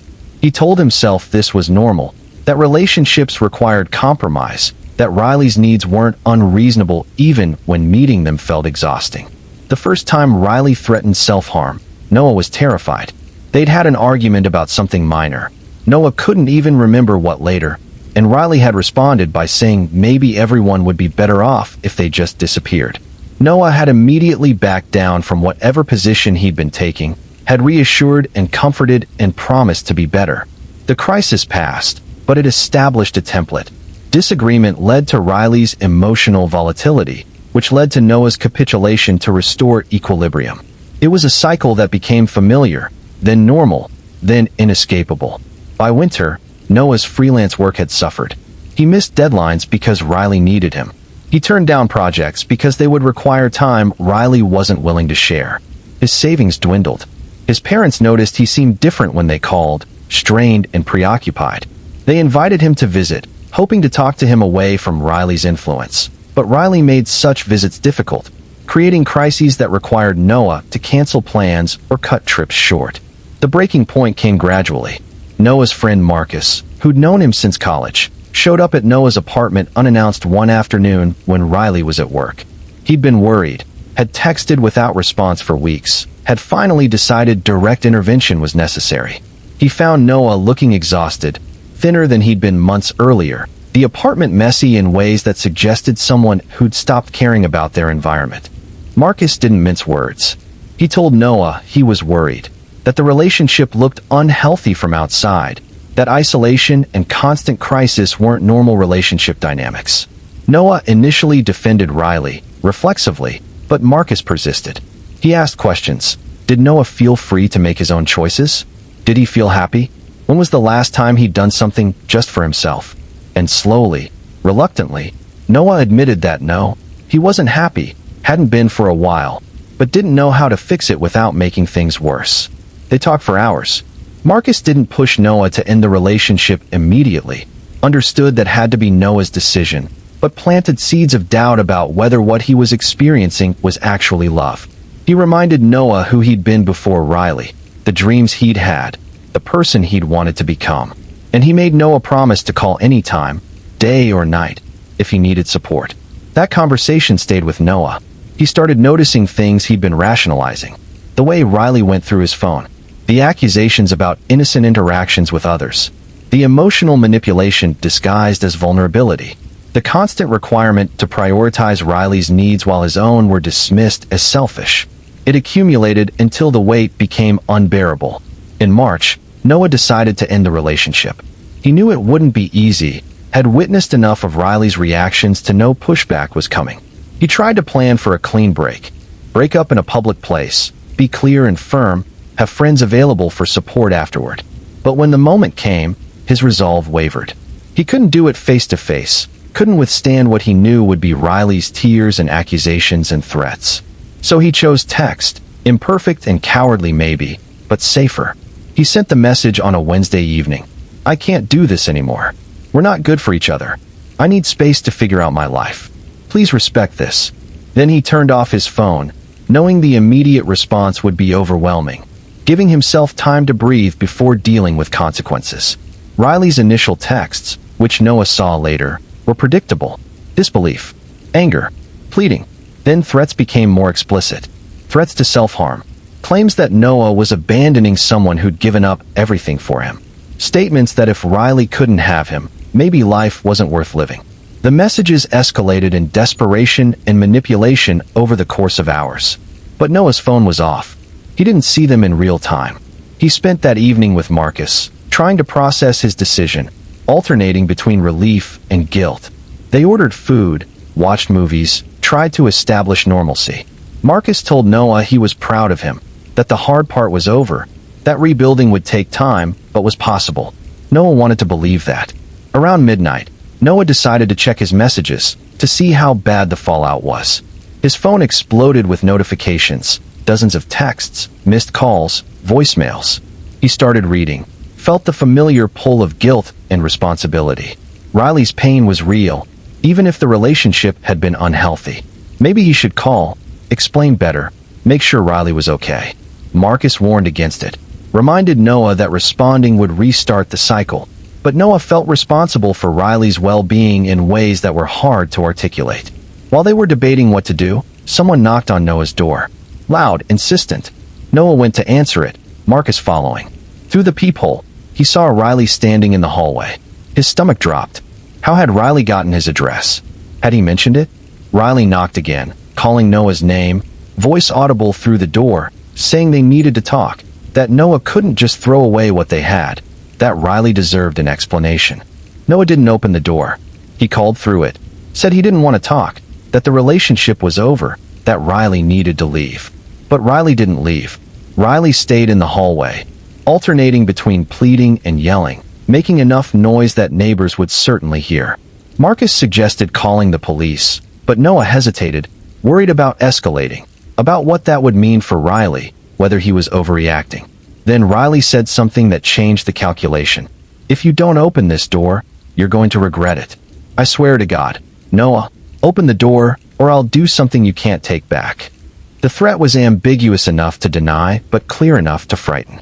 Marcus called 911 while Noah stayed at the door, trying to keep Riley talking, worried about what might happen if they left, or if police took too long to arrive. Police arrived within 10 minutes that felt much longer. Officers knocked, identified themselves, ordered Riley to step away from the door. There was resistance initially, Riley arguing this was a private matter, that Noah was his boyfriend, that police had no business interfering. But the officers were firm, told Riley that creating a disturbance and threatening someone were not protected activities regardless of relationship status. Riley was escorted from the building, given a warning about trespassing, and told to leave Noah alone. After police left, Noah collapsed onto his couch, shaking. Marcus sat beside him, saying nothing, just present. Noah felt relieved and terrified simultaneously, grateful the immediate crisis was over, but aware this wouldn't be the end. Riley wouldn't accept this outcome quietly. The relationship might be over, but the complications were just beginning. Noah barely slept that night. Every noise in the apartment building made him jump, convinced Riley had returned. Marcus stayed over, refusing to leave Noah alone despite having work the next morning. They talked until dawn about next steps, changing locks, documenting everything, considering a restraining order. It all felt surreal to Noah, who'd never imagined his life would involve police and legal protections, who'd thought breaking up would be painful but straightforward. In the morning, Noah's phone showed more messages from Riley, sent after the police encounter. The tone had shifted from pleading to accusatory. "You called the cops on me? After everything we've been through. You've ruined my life. This isn't over." Noah screenshot everything, documenting at Marcus's insistence, though it felt paranoid and unnecessary. Surely Riley would calm down eventually. Surely this intensity would fade. But Riley didn't calm down. Over the next days, the messages continued. Riley showed up at the coffee shop where they'd first met, waited for hours even though Noah never came. Riley contacted Noah's clients, sending messages claiming Noah was unreliable, trying to damage the freelance business Noah was trying to rebuild. Riley created fake social media accounts to monitor Noah's activity after being blocked on official ones. The harassment was relentless and creative, finding new avenues every time one was closed off. Noah's parents, finally understanding the full situation, urged him to get a restraining order immediately. His father wanted him to move back home temporarily. His mother called daily, anxious and angry that her son was dealing with this. But Noah resisted initially, clinging to belief that Riley would eventually move on, that legal intervention would only inflame the situation. He'd internalized so much guilt about the relationship ending that taking formal action felt cruel, even knowing rationally that Riley's behavior was unacceptable. The decision was made for him 2 weeks after the initial breakup. Noah came home from meeting with a client to find his apartment door slightly ajar. His stomach lurched. He called Marcus instead of entering, waited outside until his friend arrived. Together they pushed the door open fully. The apartment had been ransacked. Drawers pulled out, possessions scattered, personal items destroyed. His computer, essential for his work, was smashed. Photos were torn from walls, and written on the bathroom mirror in what looked like lipstick, "You don't get to leave me." This time, Noah didn't hesitate to call police. Officers took reports, dusted for prints, documented the damage with photographs. They asked if he had suspicions about who was responsible. Noah explained the situation with Riley, showed them the text messages, described the escalating harassment. The officers were sympathetic and explained the process for obtaining an emergency restraining order. They couldn't arrest Riley yet without concrete proof of the break-in. but they could help Noah establish legal boundaries and would respond quickly if those boundaries were violated. The restraining order was granted the next day. Riley was served at work, according to the sheriff's report, and had reacted badly, claiming Noah was lying, that this was all a misunderstanding, that Noah was the one who'd initiated all contact. But the evidence told a different story, and the order stood: no contact, stay at least 1,000 feet away, cease all harassment immediate. For a few days, things were quiet. Noah started to breathe easier, began cleaning up his apartment, replaced his destroyed computer with help from his parents. He reconnected with friends he'd neglected, started accepting new design projects, tried to rebuild the life that had been constricted by the relationship. Marcus helped him change the locks, install a security camera by his door, set up alerts on his phone for suspicious activity. The measures felt excessive but necessary. Then came the night that demonstrated just how dangerous Riley had become. Noah woke to his phone ringing at 3 in the morning. The number was unfamiliar. He almost didn't answer, but something made him pick up. The voice on the other end was Riley's mother, Mrs. Knox, frantic and apologetic. Riley had shown up at her house hours earlier, agitated and talking incoherently about Noah. She tried to calm Riley down, but the situation had escalated. Riley had taken a knife from the kitchen, was threatening self-harm, was saying things that terrified her. Police were on their way, but she wanted Noah to know because Riley kept saying his name. Noah didn't know what to say. He felt responsible even though rationally he knew he wasn't. He'd ended a relationship, which was his right. Riley's response wasn't his fault, but the guilt was there anyway, heavy and persistent. He stayed on the phone with Mrs. Knox until she said police had arrived, that Riley was being taken to the hospital for psychiatric evaluation, that he should try to go back to sleep though that seemed impossible. The incident resulted in a mandatory psychiatric hold for Riley, 72 hours of evaluation in a hospital facility. Mrs. Knox called Noah again the next day, apologizing for her child's behavior, trying to explain that Riley had struggled with mental health issues for years, that the relationship ending had triggered something profound. She asked if Noah would consider talking to Riley once released, thought maybe a conversation could provide closure that might help. Noah politely but firmly declined. He felt sympathy for Mrs. Knox, for anyone watching their child spiral, but he also knew that maintaining distance was essential for his own safety and well-being. When Riley was released from the hospital after 3 days, there was a brief period of hope that perhaps the intervention had helped, that medication and counseling were addressing the underlying issues. But within a week, the harassment resumed. Riley violated the restraining order by showing up at a restaurant where Noah was having dinner with friends. Riley sat at the bar, staring, making no attempt to hide the surveillance. Noah called police immediately. Officers arrived, arrested Riley for violating the order, and the legal process began in earnest. The trial, when it happened months later, was emotionally exhausting for Noah. He had to testify, to describe the relationship's progression from seemingly healthy to controlling to frightening. He had to share private text messages, read aloud Riley's threats, explain to a courtroom full of strangers how he'd felt trapped and terrified in what had started as a relationship he'd wanted. The defense tried to paint Noah as unreliable, suggested he'd encouraged Riley's attention until deciding it was inconvenient, implied the break-in might have been staged. But the evidence was overwhelming. Surveillance footage, text records, police reports, the violation of a restraining order in front of witnesses. The first trial ended with a hung jury. One juror couldn't be convinced beyond reasonable doubt that Riley intended to harm Noah, interpreted the threats as expressions of emotional pain rather than genuine danger. Noah was devastated. The process had been traumatic, forcing him to relive months of fear and manipulation. An ending without resolution felt unbearable. He seriously considered giving up, moving away, starting over somewhere Riley couldn't find him. But the prosecutor urged him to proceed with a retrial, assured him that the evidence was strong, that justice would prevail. The second trial was quicker, more efficient. The prosecution had refined their strategy, focused on the pattern of escalation rather than individual incidents. They brought in an expert on domestic violence who explained how obsessive relationships develop, how threats should be interpreted, how victims often underestimate danger. Noah's testimony was stronger, more confident, less vulnerable to defense attacks.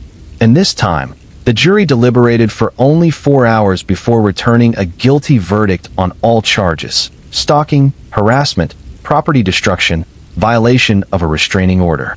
Sentencing came weeks later. Riley's defense argued for leniency, pointed to mental health struggles, suggested intensive therapy rather than prison time. The prosecution argued for a sentence that reflected the severity of Riley's actions, the prolonged nature of the harassment, the clear danger posed to Noah. The judge split the difference somewhat, sentencing Riley to 6 years in prison with mandatory mental health treatment, to be followed by 10 years of probation with strict no-contact provisions. Noah attended the sentencing but didn't speak. He'd been given the opportunity to make an impact statement, to describe how Riley's actions had affected his life. But he'd decided against it, felt he'd said enough already, wanted to begin the process of moving forward rather than dwelling on the past. He sat in the courtroom, listened to the sentence pronounced, watched Riley being led away, and felt complicated relief. 6 years was both a long time and nothing compared to the impact on his life. But it was over, at least this chapter. In the aftermath, Noah struggled to rebuild normalcy. The trauma lingered in ways he hadn't anticipated. He startled easily at unexpected sounds. He scrutinized everyone he met for signs of instability. He kept his personal life private, reluctant to share on social media or be vulnerable in ways that could be exploited. Friends and family wanted him to date again, to not let one terrible experience define his future, but the thought of trusting someone with access to his life felt impossible. Therapy helped, slowly. He found a counselor who specialized in abuse survivors, who didn't push him toward recovery milestones before he was ready, who validated that what he'd experienced was serious trauma deserving of time and care to process. He learned language for things he'd intuited, that love and control are opposites, that intensity isn't the same as intimacy, that his instincts about the relationship being unhealthy had been correct even when he'd overridden them. Noah's story became something he rarely shared. When new people asked about his relationship history, he kept it vague, unwilling to launch into explanations that would dominate conversations and reshape how people saw him. He didn't want to be defined by what Riley had done, didn't want every interaction filtered through the lens of victimhood. He was trying to be a person who'd survived something difficult and moved forward, not a cautionary tale or an object of pity. Years later, approaching Riley's release date, Noah felt the anxiety return. 6 years had passed, time he'd spent rebuilding his design business, developing healthier friendships, eventually dating someone who respected boundaries and understood consent as an ongoing conversation rather than one-time agreement. He'd moved to a different city partly for work opportunities, but also to create distance from memories. He'd changed his name professionally, made his online presence harder to trace. He'd done everything possible to make himself difficult to find if Riley decided to resume contact. The probation terms were strict. No contact with Noah, no entering his city of residence, mandatory check-ins with a probation officer, continued mental health treatment. Violation would result in returning to prison to serve the remainder of the original sentence. These protections helped somewhat, but Noah knew paper restrictions only went so far. Riley had violated a restraining order before. What would stop it from happening again? He decided not to live in fear. He took reasonable precautions, kept his address unlisted, maintained security cameras, had friends and family who knew the situation and would notice if he suddenly went silent. But he refused to hide completely, to let Riley's past actions dictate his present choices. He'd survived something terrible and built a good life afterward. That was his victory, more meaningful than any sentence a court could impose. Ridgeview sprawled across the plains of Plains State, a city of modest size that served as a regional hub for surrounding agricultural communities. It had a downtown that tried hard to be charming, a state university campus on the eastern edge, and shopping districts that catered to both locals and students. The city felt transient in some ways, people coming for college and leaving after graduation, but there was a core of long-term residents who'd raised multiple generations there and considered it home. Hannah Brooks was 18 that spring, graduating from Ridgeview High School in a few weeks. She'd been accepted to the state university, planning to study nursing, and had already registered for fall classes. She was an only child, close with her parents Carol and David Brooks, the kind of family that had dinner together most nights and actually talked about their days. Her friends described her as responsible, the designated driver, the one who made sure everyone got home safely after parties. That Saturday in May, Hannah needed a new dress for graduation. Her mother had offered to go shopping with her, but Hannah insisted she could handle it alone, wanted to practice the independence she'd need when living in dorms. Carol agreed reluctantly, the way parents do when they know their child is ready but aren't quite ready themselves to accept it. They agreed Hannah would go to the shopping center across town, text when she arrived, and when she was leaving, be home by 4 for an early dinner with visiting relatives. Hannah left the house around 11, her car trunk already loaded with items she'd need for her dorm room in the fall. She'd been accumulating things for months, excited about the upcoming transition. Carol hugged her goodbye, reminded her to text, watched her drive away with that mixture of pride and melancholy parents feel when watching children take steps toward independence. The shopping center was busy that Saturday, lots of families out for weekend errands and meals. Hannah texted her mom at 11:30. "Got here fine, starting at Macy's." Carol responded with a thumbs up and heart emoji. It was the last communication Hannah would send. Security footage from the shopping center would later be analyzed frame by frame, creating a timeline of what should have been an unremarkable afternoon. The footage showed Hannah entering Macy's at 11:32. She browsed for about 40 minutes, tried on several dresses, purchased one at 12:15. She walked through the store carrying a shopping bag, checking her phone, heading toward the exit. Nothing about her body language suggested concern or awareness of danger. She left through the main entrance at 12:20, walked across the parking lot toward where her car was parked in an area that got full sun and was therefore less desirable, which meant fewer nearby vehicles. This was noted later, discussed as if choosing a less crowded section of parking lot represented some failure of judgment, though it was actually just pragmatic temperature management on a warm day. The critical footage came from a camera positioned to monitor the parking lot's perimeter. It showed Hannah approaching her car, keys already in hand. She was maybe 30 feet away when a man appeared in frame, walking from the opposite direction.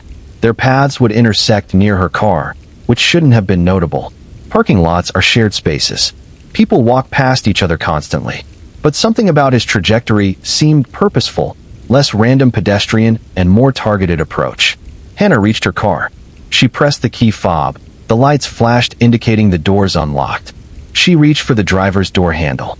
The man accelerated his approach, closed the distance in seconds. Hannah turned, seemed to realize something was wrong. Her mouth opened, likely to scream. The man grabbed her, one hand over her mouth, the other around her body, pulling her away from her car. She struggled, dropped her shopping bag and keys, tried to fight. But he was larger, stronger, and prepared while she was ambushed. The entire abduction took less than 20 seconds. He forced her toward a vehicle parked nearby, a dark van whose sliding door was already open. He pushed her inside, climbed in after her, and the van pulled away. The driver was visible only briefly, couldn't be clearly identified from the footage. The van's license plate was obscured, deliberately covered with something that made it unreadable to cameras. The whole operation had been planned, executed with disturbing efficiency. At 4 o'clock, when Hannah hadn't returned home, Carol called her cell phone. It went straight to voicemail. She texted, "Where are you? Relatives are here." No response. By 4:30, Carol was calling David at work, telling him something was wrong. By 5, they were at the shopping center, driving through the parking lot, calling Hannah's name. They found her car still parked, doors locked, but keys on the ground nearby, her shopping bag sitting where it had fallen. David called 911 immediately.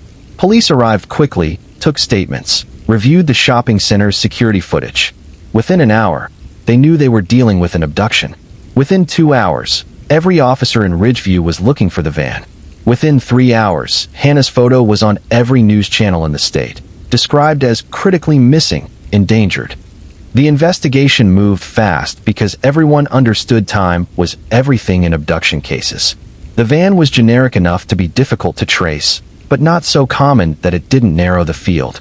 Police started checking registrations for similar vehicles in the region, prioritizing owners with criminal histories.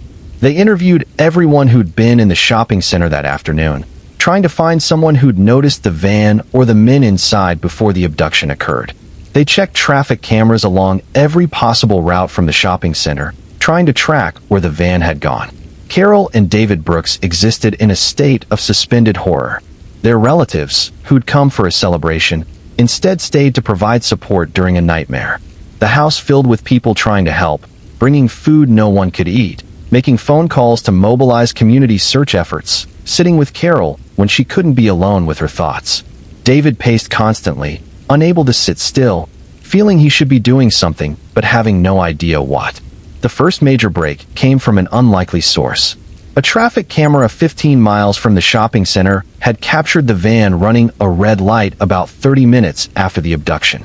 The image was clear enough to read the license plate, or rather to see that the obscuring material had fallen off, revealing actual numbers. Police ran the plate. It came back to a vehicle reported stolen 3 days earlier from a parking lot outside a grocery store. The theft had been filed but not investigated with any priority. Now, it became the key to everything. The stolen vehicle report included information about where it had last been seen legitimately. Police went to that location, canvassed the area, showed Hannah's photo to everyone they encountered. A gas station attendant recognized her picture, said he'd seen the van at his station the previous evening. The men had paid cash for fuel, had been in a hurry, and the attendant remembered thinking they seemed nervous about something, though he hadn't processed why at the time. The gas station's surveillance footage from the previous evening showed the van clearly. It also showed the two men inside, full facial shots as they came in to pay. Police immediately began circulating those images. Within hours, both men were identified through facial recognition and criminal databases. Marcus Doyle, 37, with a history of theft and assault. His companion, identified as Kevin Reed, 41, with a longer record including kidnapping in another state years earlier. Arrest warrants were issued immediately. Bolo alerts went statewide, then regional. Every law enforcement agency was looking for these two men in the van. Media coverage intensified, the photos of Marcus and Kevin appearing alongside Hannah's. The public urged to call immediately if they spotted either the men or the vehicle. Tips flooded in from people who thought they'd seen them. Most false alarms, but each one carefully checked. Meanwhile, Hannah had been missing for over 24 hours. Statistics on abduction survival rates are grim. The first 24 hours are critical, and after that, the likelihood of finding victims alive drops dramatically. Carol and David knew this, had been told repeatedly by well-meaning people trying to maintain hope while being realistic.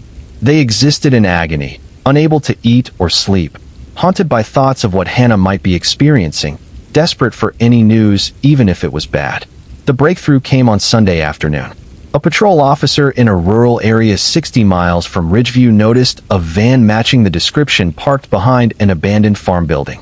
He called for backup rather than approaching alone, knowing these suspects were dangerous. Within 20 minutes, the area was surrounded by local police and state troopers.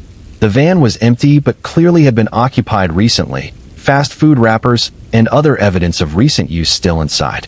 The search expanded to the building and surrounding property. Officers found signs of recent habitation in the farmhouse. Someone had been staying there despite the property being officially abandoned. And in a storm cellar beneath the house, they found Hannah. She was alive, bound and injured, but alive. The terror in her eyes when officers first opened the cellar door would haunt the responding officers for years. But she was alive. EMTs were called immediately. Hannah was transported to the hospital, Carol and David meeting her there, crying as they saw their daughter being wheeled into the emergency room.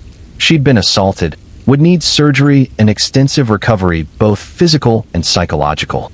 But she would survive. It was more than many families in similar situations got. The manhunt for Marcus Doyle and Kevin Reed continued with renewed intensity. They'd apparently fled when they realized police were searching the area, abandoning Hannah rather than being caught with her.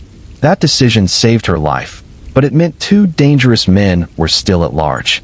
Marcus was caught first, less than 12 hours after Hannah's rescue. He was spotted at a truck stop trying to hitch a ride, looking exhausted and desperate. State troopers arrested him without incident, though he initially tried to claim mistaken identity before the evidence became overwhelming. He had Hannah's credit card in his wallet, her phone in his jacket pocket, and scratches on his face that clearly came from someone fighting back. Kevin Reed took longer to find. He'd gone into the woods, apparently hoping to wait out the immediate search and then escape the region. But the area was sealed off. 9 units were deployed, and helicopters with thermal imaging scanned the terrain. After 3 days of evading capture, cold and hungry, Kevin walked out to a rural road and surrendered to a shocked farmer who immediately called police.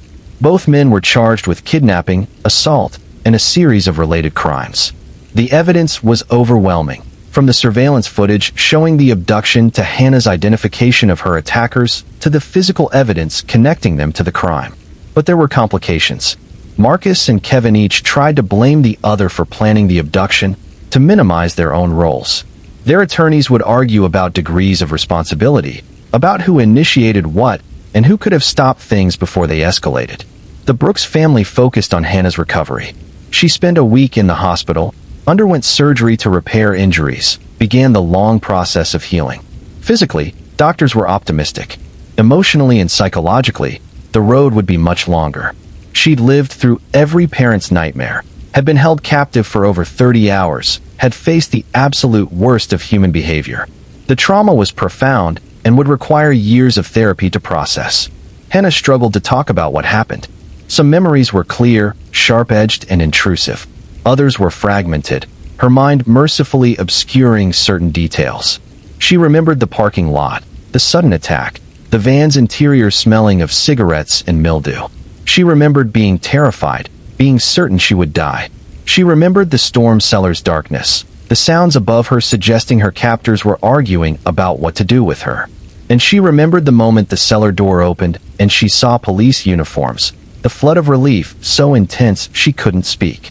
The trial, when it finally happened nearly 2 years later, forced Hannah to relive everything publicly. She had to testify, to describe the abduction and captivity in clinical detail while her attackers sat across the courtroom.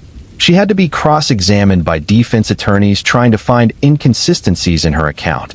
She had to remain composed while evidence was presented, photos shown, her own words read back. It was re-traumatizing in ways everyone had warned her about, but that still hit harder than she'd anticipated. Marcus's defense tried to argue he'd been coerced by Kevin, that he was a victim too in some sense, that his participation was reluctant. The evidence contradicted this narrative. Surveillance footage showed Marcus was the one who grabbed Hannah in the parking lot. His fingerprints were throughout the storm cellar. His DNA was recovered from Hannah's clothing. He'd been an active, willing participant in every aspect of the crime. Kevin's defense took a different approach, suggesting diminished capacity due to drug addiction and mental health issues. They presented evidence of his traumatic childhood, his struggles with substance abuse, his previous mental health diagnoses. The intent seemed to be humanizing him, making him someone who'd made terrible choices but deserved mercy. The prosecution countered that whatever his personal struggles, he'd planned and executed a kidnapping, had terrorized a young woman, and needed to face full accountability for those choices. The jury deliberated for 3 days before returning guilty verdicts on all counts for both men. Marcus showed no reaction to the verdict. Kevin broke down, crying in a way that might have been genuine remorse, but felt manipulative to those who'd watched him throughout the trial. Hannah sat between her parents, gripping their hands, crying quietly with relief that this chapter was ending. Sentencing brought victim impact statements. Carol spoke about watching her daughter leave that Saturday morning, about the last hug, about how she'd never take a moment with Hannah for granted again. David spoke about the hours of not knowing, about the terror of imagining worst-case scenarios, about how the justice system couldn't undo what had happened, but could at least ensure these men never got the opportunity to hurt anyone else. And Hannah, finding strength she didn't know she had, spoke directly to Marcus and Kevin. She didn't forgive them. She said they'd tried to destroy her but had failed, that she was still here, still planning her future, still going to nursing school, still becoming the person she was meant to be despite their efforts to end her life. The judge sentenced Marcus to 40 years in prison without possibility of parole for 30. Kevin received 35 years with possibility of parole after 25. Both sentences reflected the severity of their crimes, the planning involved, the violence inflicted, and the trauma caused. Neither man would be young when released, if they lived long enough to see parole eligibility. Hannah's childhood would be behind her, possibly her entire young adulthood, before they had any chance of freedom. But the story didn't end with sentencing. Carol and David Brooks, channeling their trauma into action, became advocates for changing laws around emergency data access. They'd learned during the investigation that police had needed warrants to access Hannah's phone location data quickly, that even in a clear abduction case, there were privacy protections that delayed potentially life-saving information. They understood the reasoning, the importance of civil liberties, but they also believed exceptions should exist for true emergencies. They worked with state legislators to draft what became known as Hannah's Law, legislation that allowed law enforcement to access location data from tech companies without a warrant in cases of clear imminent danger to life. The law included strict criteria to prevent abuse, verification from supervisory officers, immediate post-access auditing, penalties for misuse. It balanced privacy protections with emergency response needs. The bill faced opposition from privacy advocates who worried about government overreach, about what constituted clear imminent danger, about the potential for the law to be expanded beyond its original intent. The Brooks family understood these concerns, engaged in good faith with critics, worked to strengthen the bill's protections against abuse. The resulting law wasn't perfect, but it was carefully constructed to serve a specific purpose. Hannah's Law was signed into law on the second anniversary of her abduction. Hannah attended the signing ceremony, standing beside the governor as he added his signature to legislation bearing her name. She looked different than she had 2 years earlier, older in ways that transcended mere chronology. She'd lost something in that storm cellar, an innocence about how the world worked, a baseline assumption of safety. But she'd gained something too, a determination to ensure her experience served some larger purpose, that other families might be spared similar agony. The law's impact was measurable. In the first year after implementation, location data accessed under Hannah's Law provisions helped locate 4 abducted individuals, 3 of them children. The emergency data access shaved hours off response times, hours that proved critical to survival. Law enforcement praised the legislation. Privacy advocates monitored its use carefully, ensuring that the feared abuses didn't materialize. And the Brooks family felt some measure of meaning emerging from their nightmare. Not compensation or healing exactly, but purpose. Hannah did go to nursing school eventually, delayed by a year while she recovered and dealt with the trial. She graduated with honors, found work in an emergency department, drawn to helping people in their worst moments. Her coworkers didn't know her story initially. She didn't advertise it, didn't want special treatment or to be defined by trauma. But eventually the story came out, as these things do, and she found that her experience informed her nursing practice in valuable ways. She understood fear, could recognize trauma responses, knew how to be present with people in crisis without platitudes or empty reassurance. She also became a quiet advocate for victims' rights, speaking occasionally at law enforcement trainings about the investigation from a victim's perspective, about what helped and what didn't, about the importance of believing victims and moving quickly in time-sensitive cases. She didn't make it her full-time work, didn't want to become a professional survivor, but she offered insights when asked, contributed to a conversation she hadn't chosen to be part of but could at least influence. Years later, a reporter asked Hannah if she'd forgiven Marcus and Kevin. She thought about it, really considered the question rather than giving an automatic answer. Then she said, "Forgiveness is complicated. I don't think about them much anymore, which feels like its own kind of freedom. They don't occupy space in my head the way they did initially. But forgiveness? That's not my responsibility. They made their choices. They're serving their sentences. I'm living my life. That's not forgiveness exactly. It's just moving forward." The reporter asked if she was glad Hannah's Law existed, if seeing its positive impact helped with her recovery. Hannah smiled, a complicated expression that suggested she'd thought about this often. "The law is good. It saved lives. I'm proud my parents fought for it. But it doesn't undo what happened to me. It doesn't make the night terrors stop or the hypervigilance disappear. It's meaningful in a big-picture way, but it doesn't heal me personally. Recovery is individual work, not legislative accomplishment. I think that's important to understand. We can change systems and still be dealing with personal trauma. Both things are true." The conversation shifted to how she thought about safety now, whether she felt paranoid or if she'd managed to reclaim some sense of security. Hannah was honest. She said parking lots still triggered anxiety, that she parked near entrances now even in hot weather, that she was hyper-aware of her surroundings in ways she hadn't been before. But she also said she refused to live in fear, refused to let Marcus and Kevin's actions dictate her choices indefinitely. She went shopping alone. She lived independently.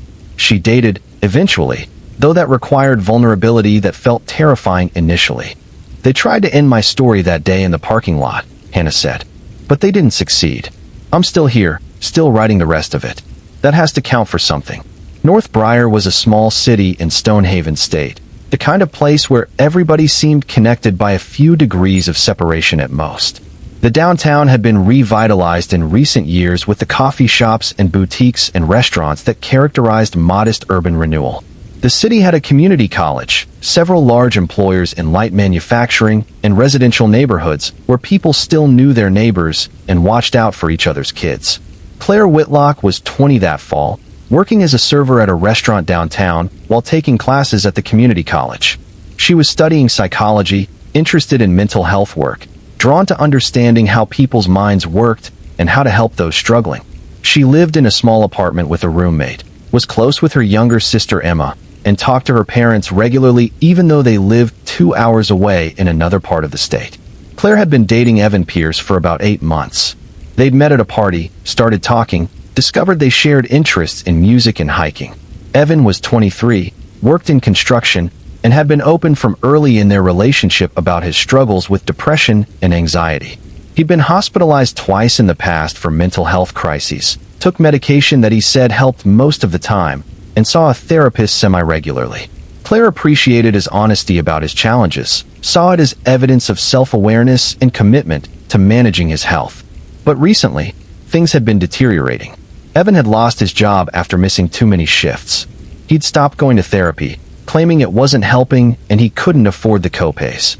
He'd become less consistent with his medication, sometimes taking it and sometimes forgetting in ways that seemed more intentional than accidental. His mood swings had intensified, periods of relative stability interrupted by days of severe depression or bursts of anger that seemed disproportionate to whatever triggered them. Claire tried to be supportive. She understood mental illness wasn't a choice, that Evan was struggling with brain chemistry he couldn't fully control. She encouraged him to stay on his medication, offered to help him find affordable therapy options, tried to be patient when he was having difficult days. But increasingly, she felt like she was drowning too, like his mental health was consuming all her energy and leaving none for her own well-being or her studies or her other relationships. Her roommate, Jessica, had started expressing concern. She'd witnessed Evan's mood swings, had heard him yelling at Claire during arguments that seemed to come from nowhere. She'd seen Claire making excuses for missed study sessions, for skipped hangouts with friends, for the exhaustion that seemed to be her constant state. Jessica urged Claire to consider whether the relationship was sustainable, whether loving someone meant sacrificing yourself to their needs indefinitely. But #Batch 11 continued, completing 2,000 words. Claire felt guilty at the thought of leaving someone when they were struggling, felt like abandoning Evan during his mental health crisis would make her a terrible person. In late October, Evan's behavior escalated dramatically. He'd been trying to get readmitted to a psychiatric facility, recognizing he was spiraling, but beds were limited and the waiting list was long. Unless someone posed an immediate danger to themselves or others, they were told to wait, to try outpatient resources, to call crisis lines if things got worse. Evan had called the crisis line multiple times. He'd gone to the emergency room twice, been evaluated, and sent home with recommendations to follow up with outpatient care that had months-long waiting lists. Claire watched this happening, felt the system failing someone who was actively seeking help, who knew he needed intervention but couldn't access it quickly enough. She tried to fill the gaps, checking on him constantly, letting him stay at her apartment when he didn't feel safe alone, talking him through dark moments when he called at 3 in the morning. Her grades suffered. Her work performance declined. Her own mental health deteriorated under the weight of responsibility she'd taken on. One evening, after a particularly difficult day where Evan had talked about not wanting to live anymore, Claire suggested maybe it was time to go to the emergency room again, to tell them explicitly that he was having suicidal thoughts and needed admission. Evan exploded.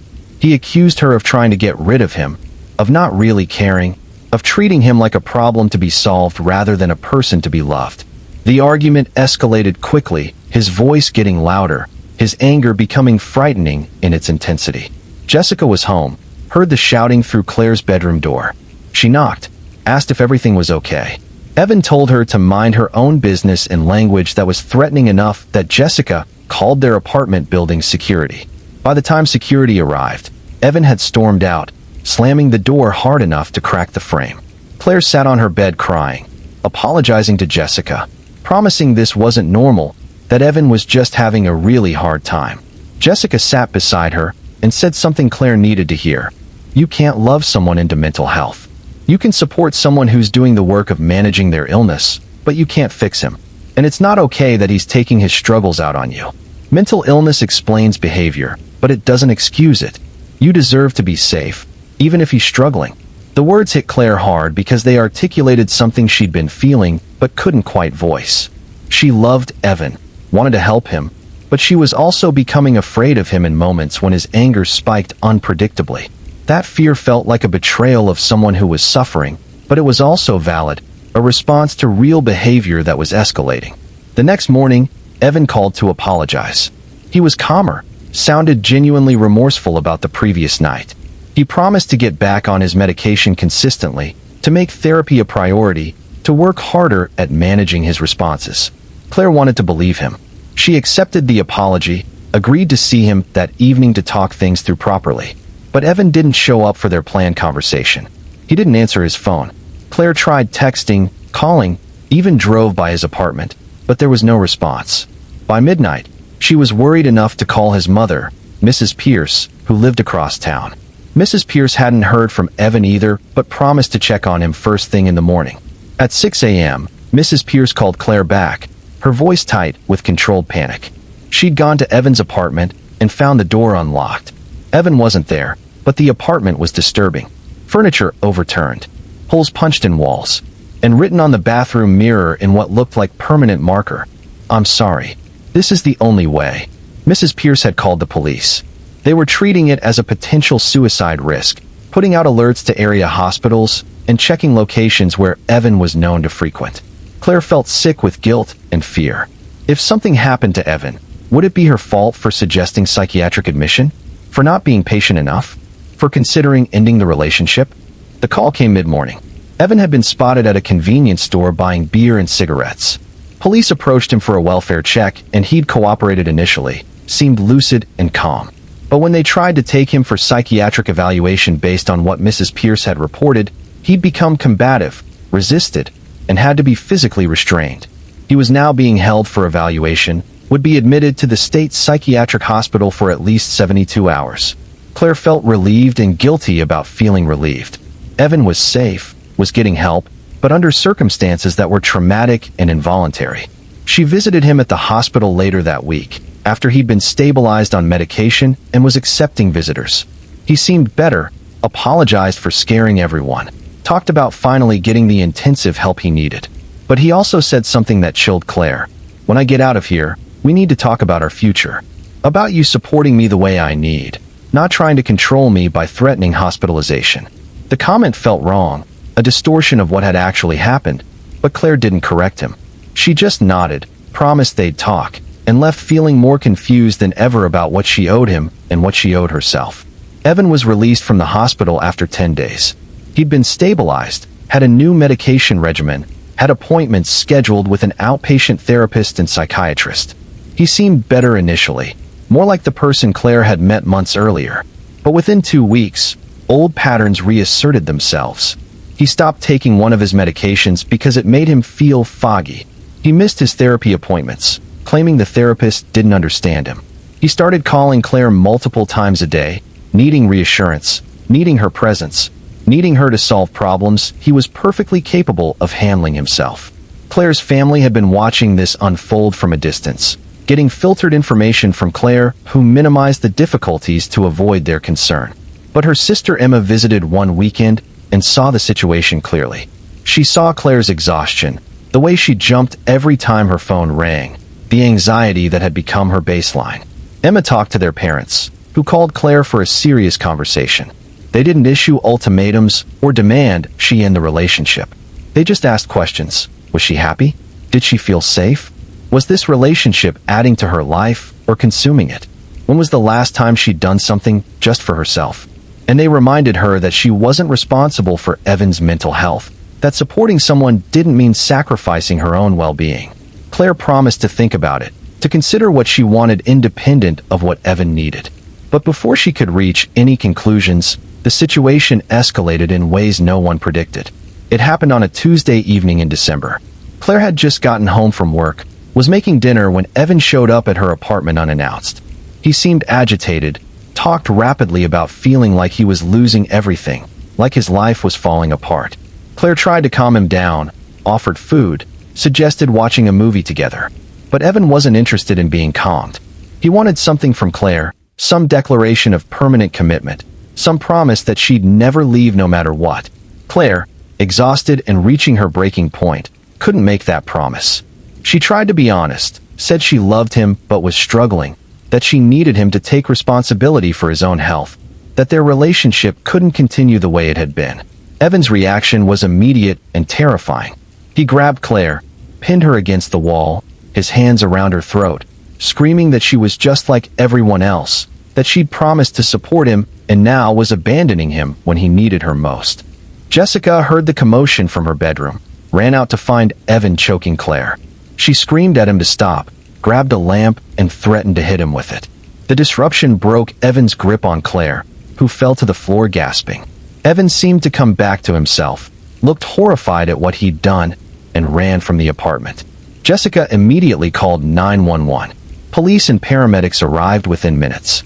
Claire had visible bruises on her neck, was shaking uncontrollably, kept saying it was her fault, that she'd upset him, that he didn't mean it. The responding officer, experienced with domestic violence calls, recognized the self-blame pattern immediately. She carefully explained to Claire that mental illness didn't excuse assault, that Evan had made a choice to hurt her, that this wasn't her responsibility. Claire was taken to the hospital for evaluation. The injuries weren't severe physically, but the psychological impact was significant. She'd been attacked by someone she loved, someone she'd been trying to help. The betrayal of that, the confusion of loving someone and also being terrified of them, was overwhelming. Police put out a warrant for Evan's arrest on assault charges. He turned himself in the next morning, accompanied by his mother. He was charged, posted bail, and released with a no-contact order prohibiting him from approaching Claire. The legal process began, though it would take months to work through the system. But Evan didn't leave it there. Despite the no-contact order, he called Claire repeatedly from different numbers, left voicemails apologizing and begging for another chance. He showed up at her workplace, causing her manager to call police and escort him from the premises. And then, on a Friday evening 3 weeks after the assault, he appeared at her parents' house 2 hours away, apparently having driven there looking for Claire, who'd gone home to stay with family while things settled. Claire's father, Robert, answered the door to find Evan standing on the porch, looking disheveled and manic. Before Robert could speak, Evan pushed past him into the house, calling for Claire. Robert's wife Margaret called 911 immediately, while Robert tried to physically block Evan from going further into the house. The situation escalated quickly.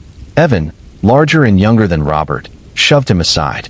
Robert fell, hitting his head on a side table, blood immediately visible.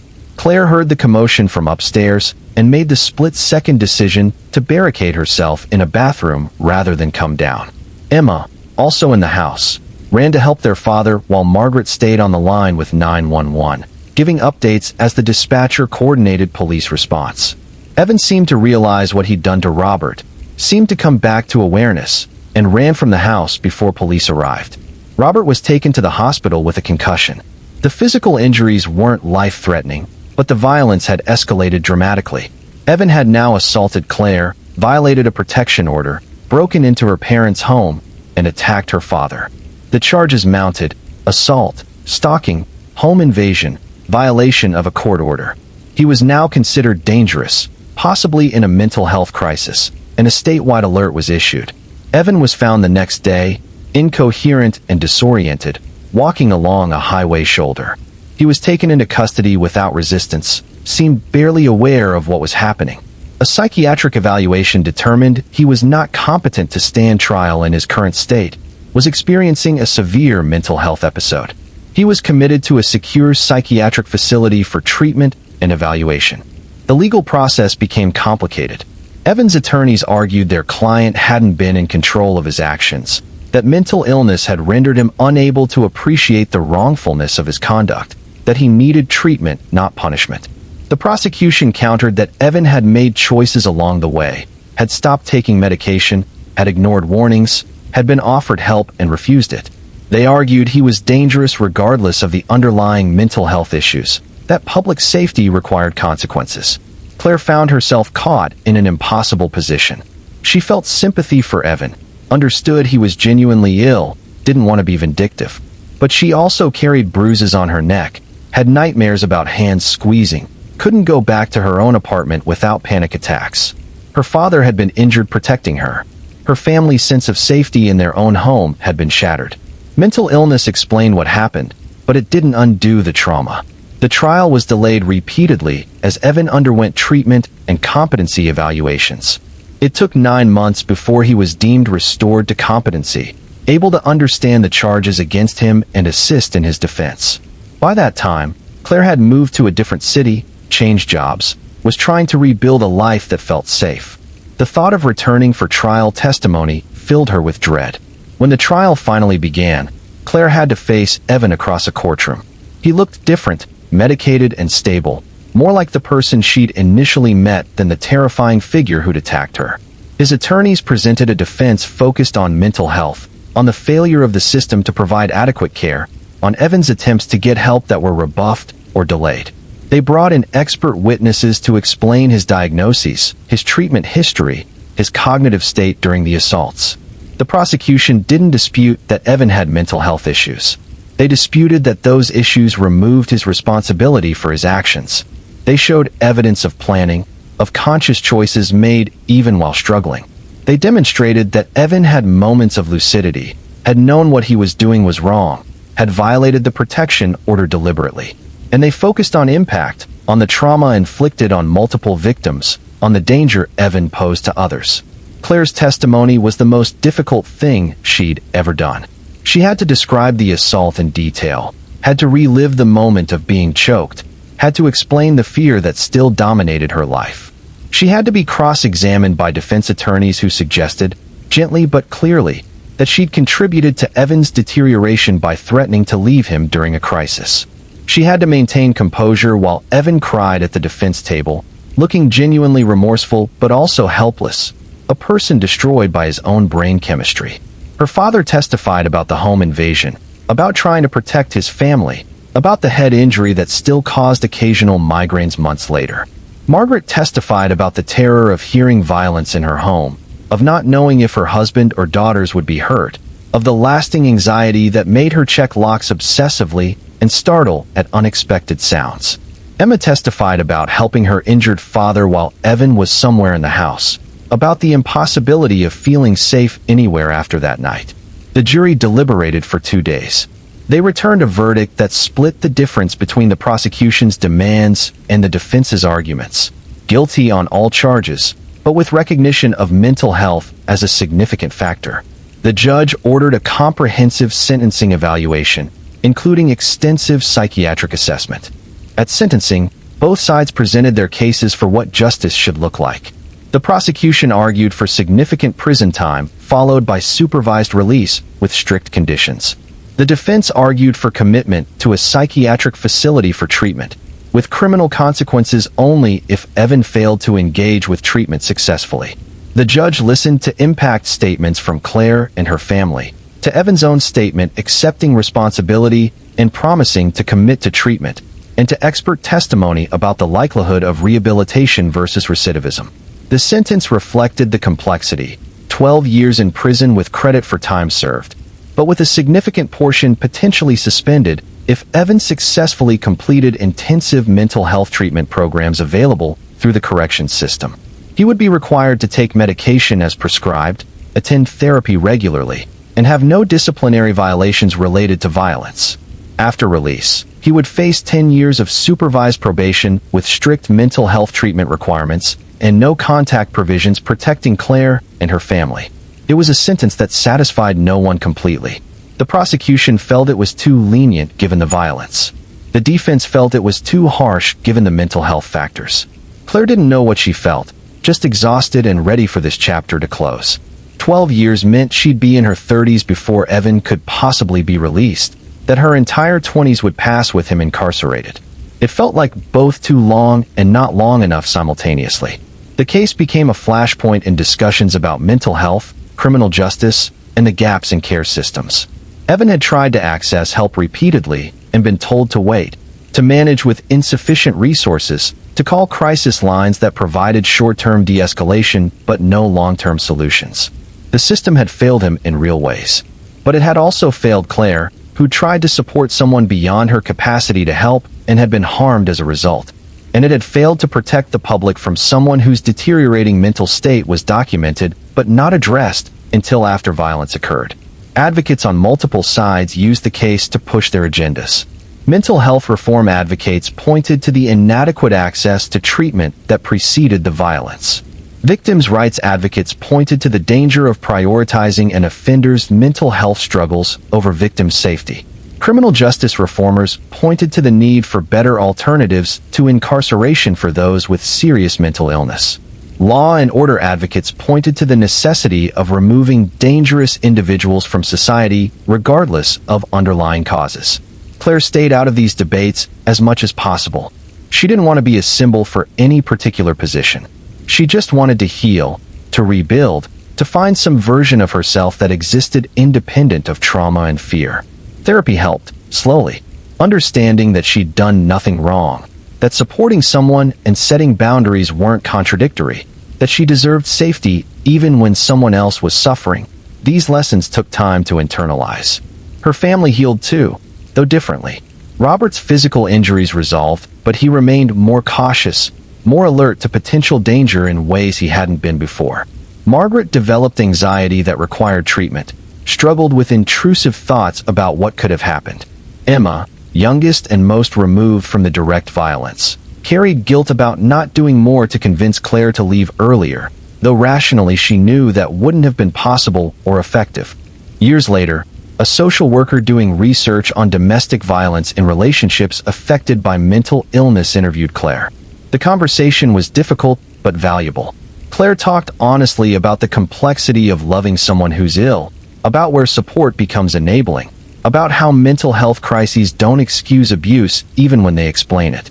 She talked about the need for better intervention systems, for ways to help people before they reach crisis, for resources that don't require someone to be imminently dangerous before they qualify for intensive care.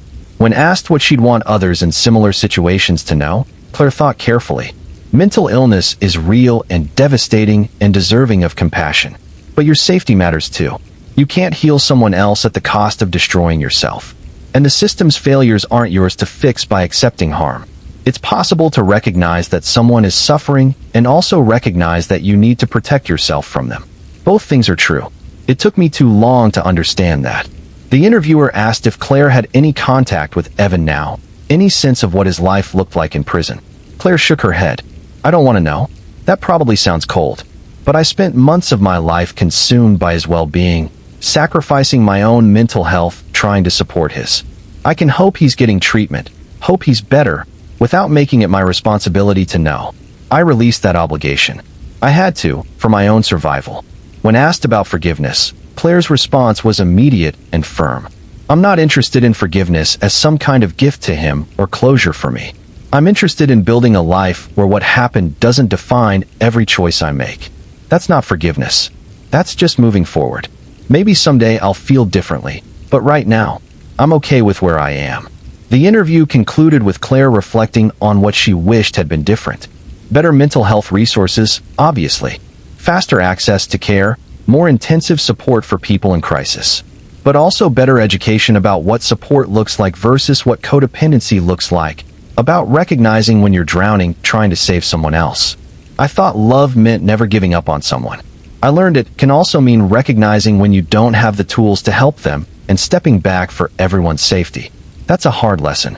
I wish I'd learned it sooner, before anyone got hurt. The sun rose on another day as these stories settled into the past, no longer immediate crises, but permanent scars on multiple families. Lena and Maya were gone, their potential unrealized, their families left to imagine futures that would never exist. Eliza's son Mason was growing up without his mother, asking questions that had no good answers. Noah was rebuilding trust slowly, learning to recognize healthy relationships from harmful ones. Hannah carried her trauma while also carrying the knowledge that her experience had changed laws and saved lives. Claire was learning to live without constant fear, to believe in her right to safety, to see her survival as strength rather than failure. If you're still listening, still here in the quiet hours as these stories conclude, maybe you're thinking about the people in your own life, the relationships you're navigating, the red flags you've been ignoring, or the boundaries you've been afraid to set. Maybe you're thinking about systems that could work better, protections that should exist, warnings that should be heeded. Or maybe you're just tired, ready for sleep, having accompanied these victims and survivors through their worst moments and their long, difficult aftermaths. These stories don't have neat resolutions because life doesn't work that way. Justice systems process cases and move on to the next tragedy. Families carry their grief forever, learning to function around the holes left by violence. Survivors rebuild in ways that look different for each person, finding meaning or peace or simply persistence, whatever gets them through. If these stories resonated with you, if you saw yourself or someone you love in the warning signs, the patterns, the moments where intervention could have changed everything, please don't ignore that recognition. Share this video, leave a comment about where you're watching from, subscribe to stay connected to these important conversations. Not for the algorithm, but because these stories matter, because the victims deserve to be remembered, because the lessons shouldn't be learned repeatedly at the cost of more lives. The darkness holds many stories. Tonight, you've heard 5. Remember them, learn from them, and if you can, work to ensure fewer families have to live through chapters like these in the future. Rest now. Tomorrow brings its own challenges. But tonight, let these voices remind you that vigilance matters, that boundaries matter, that your safety matters. Sleep well.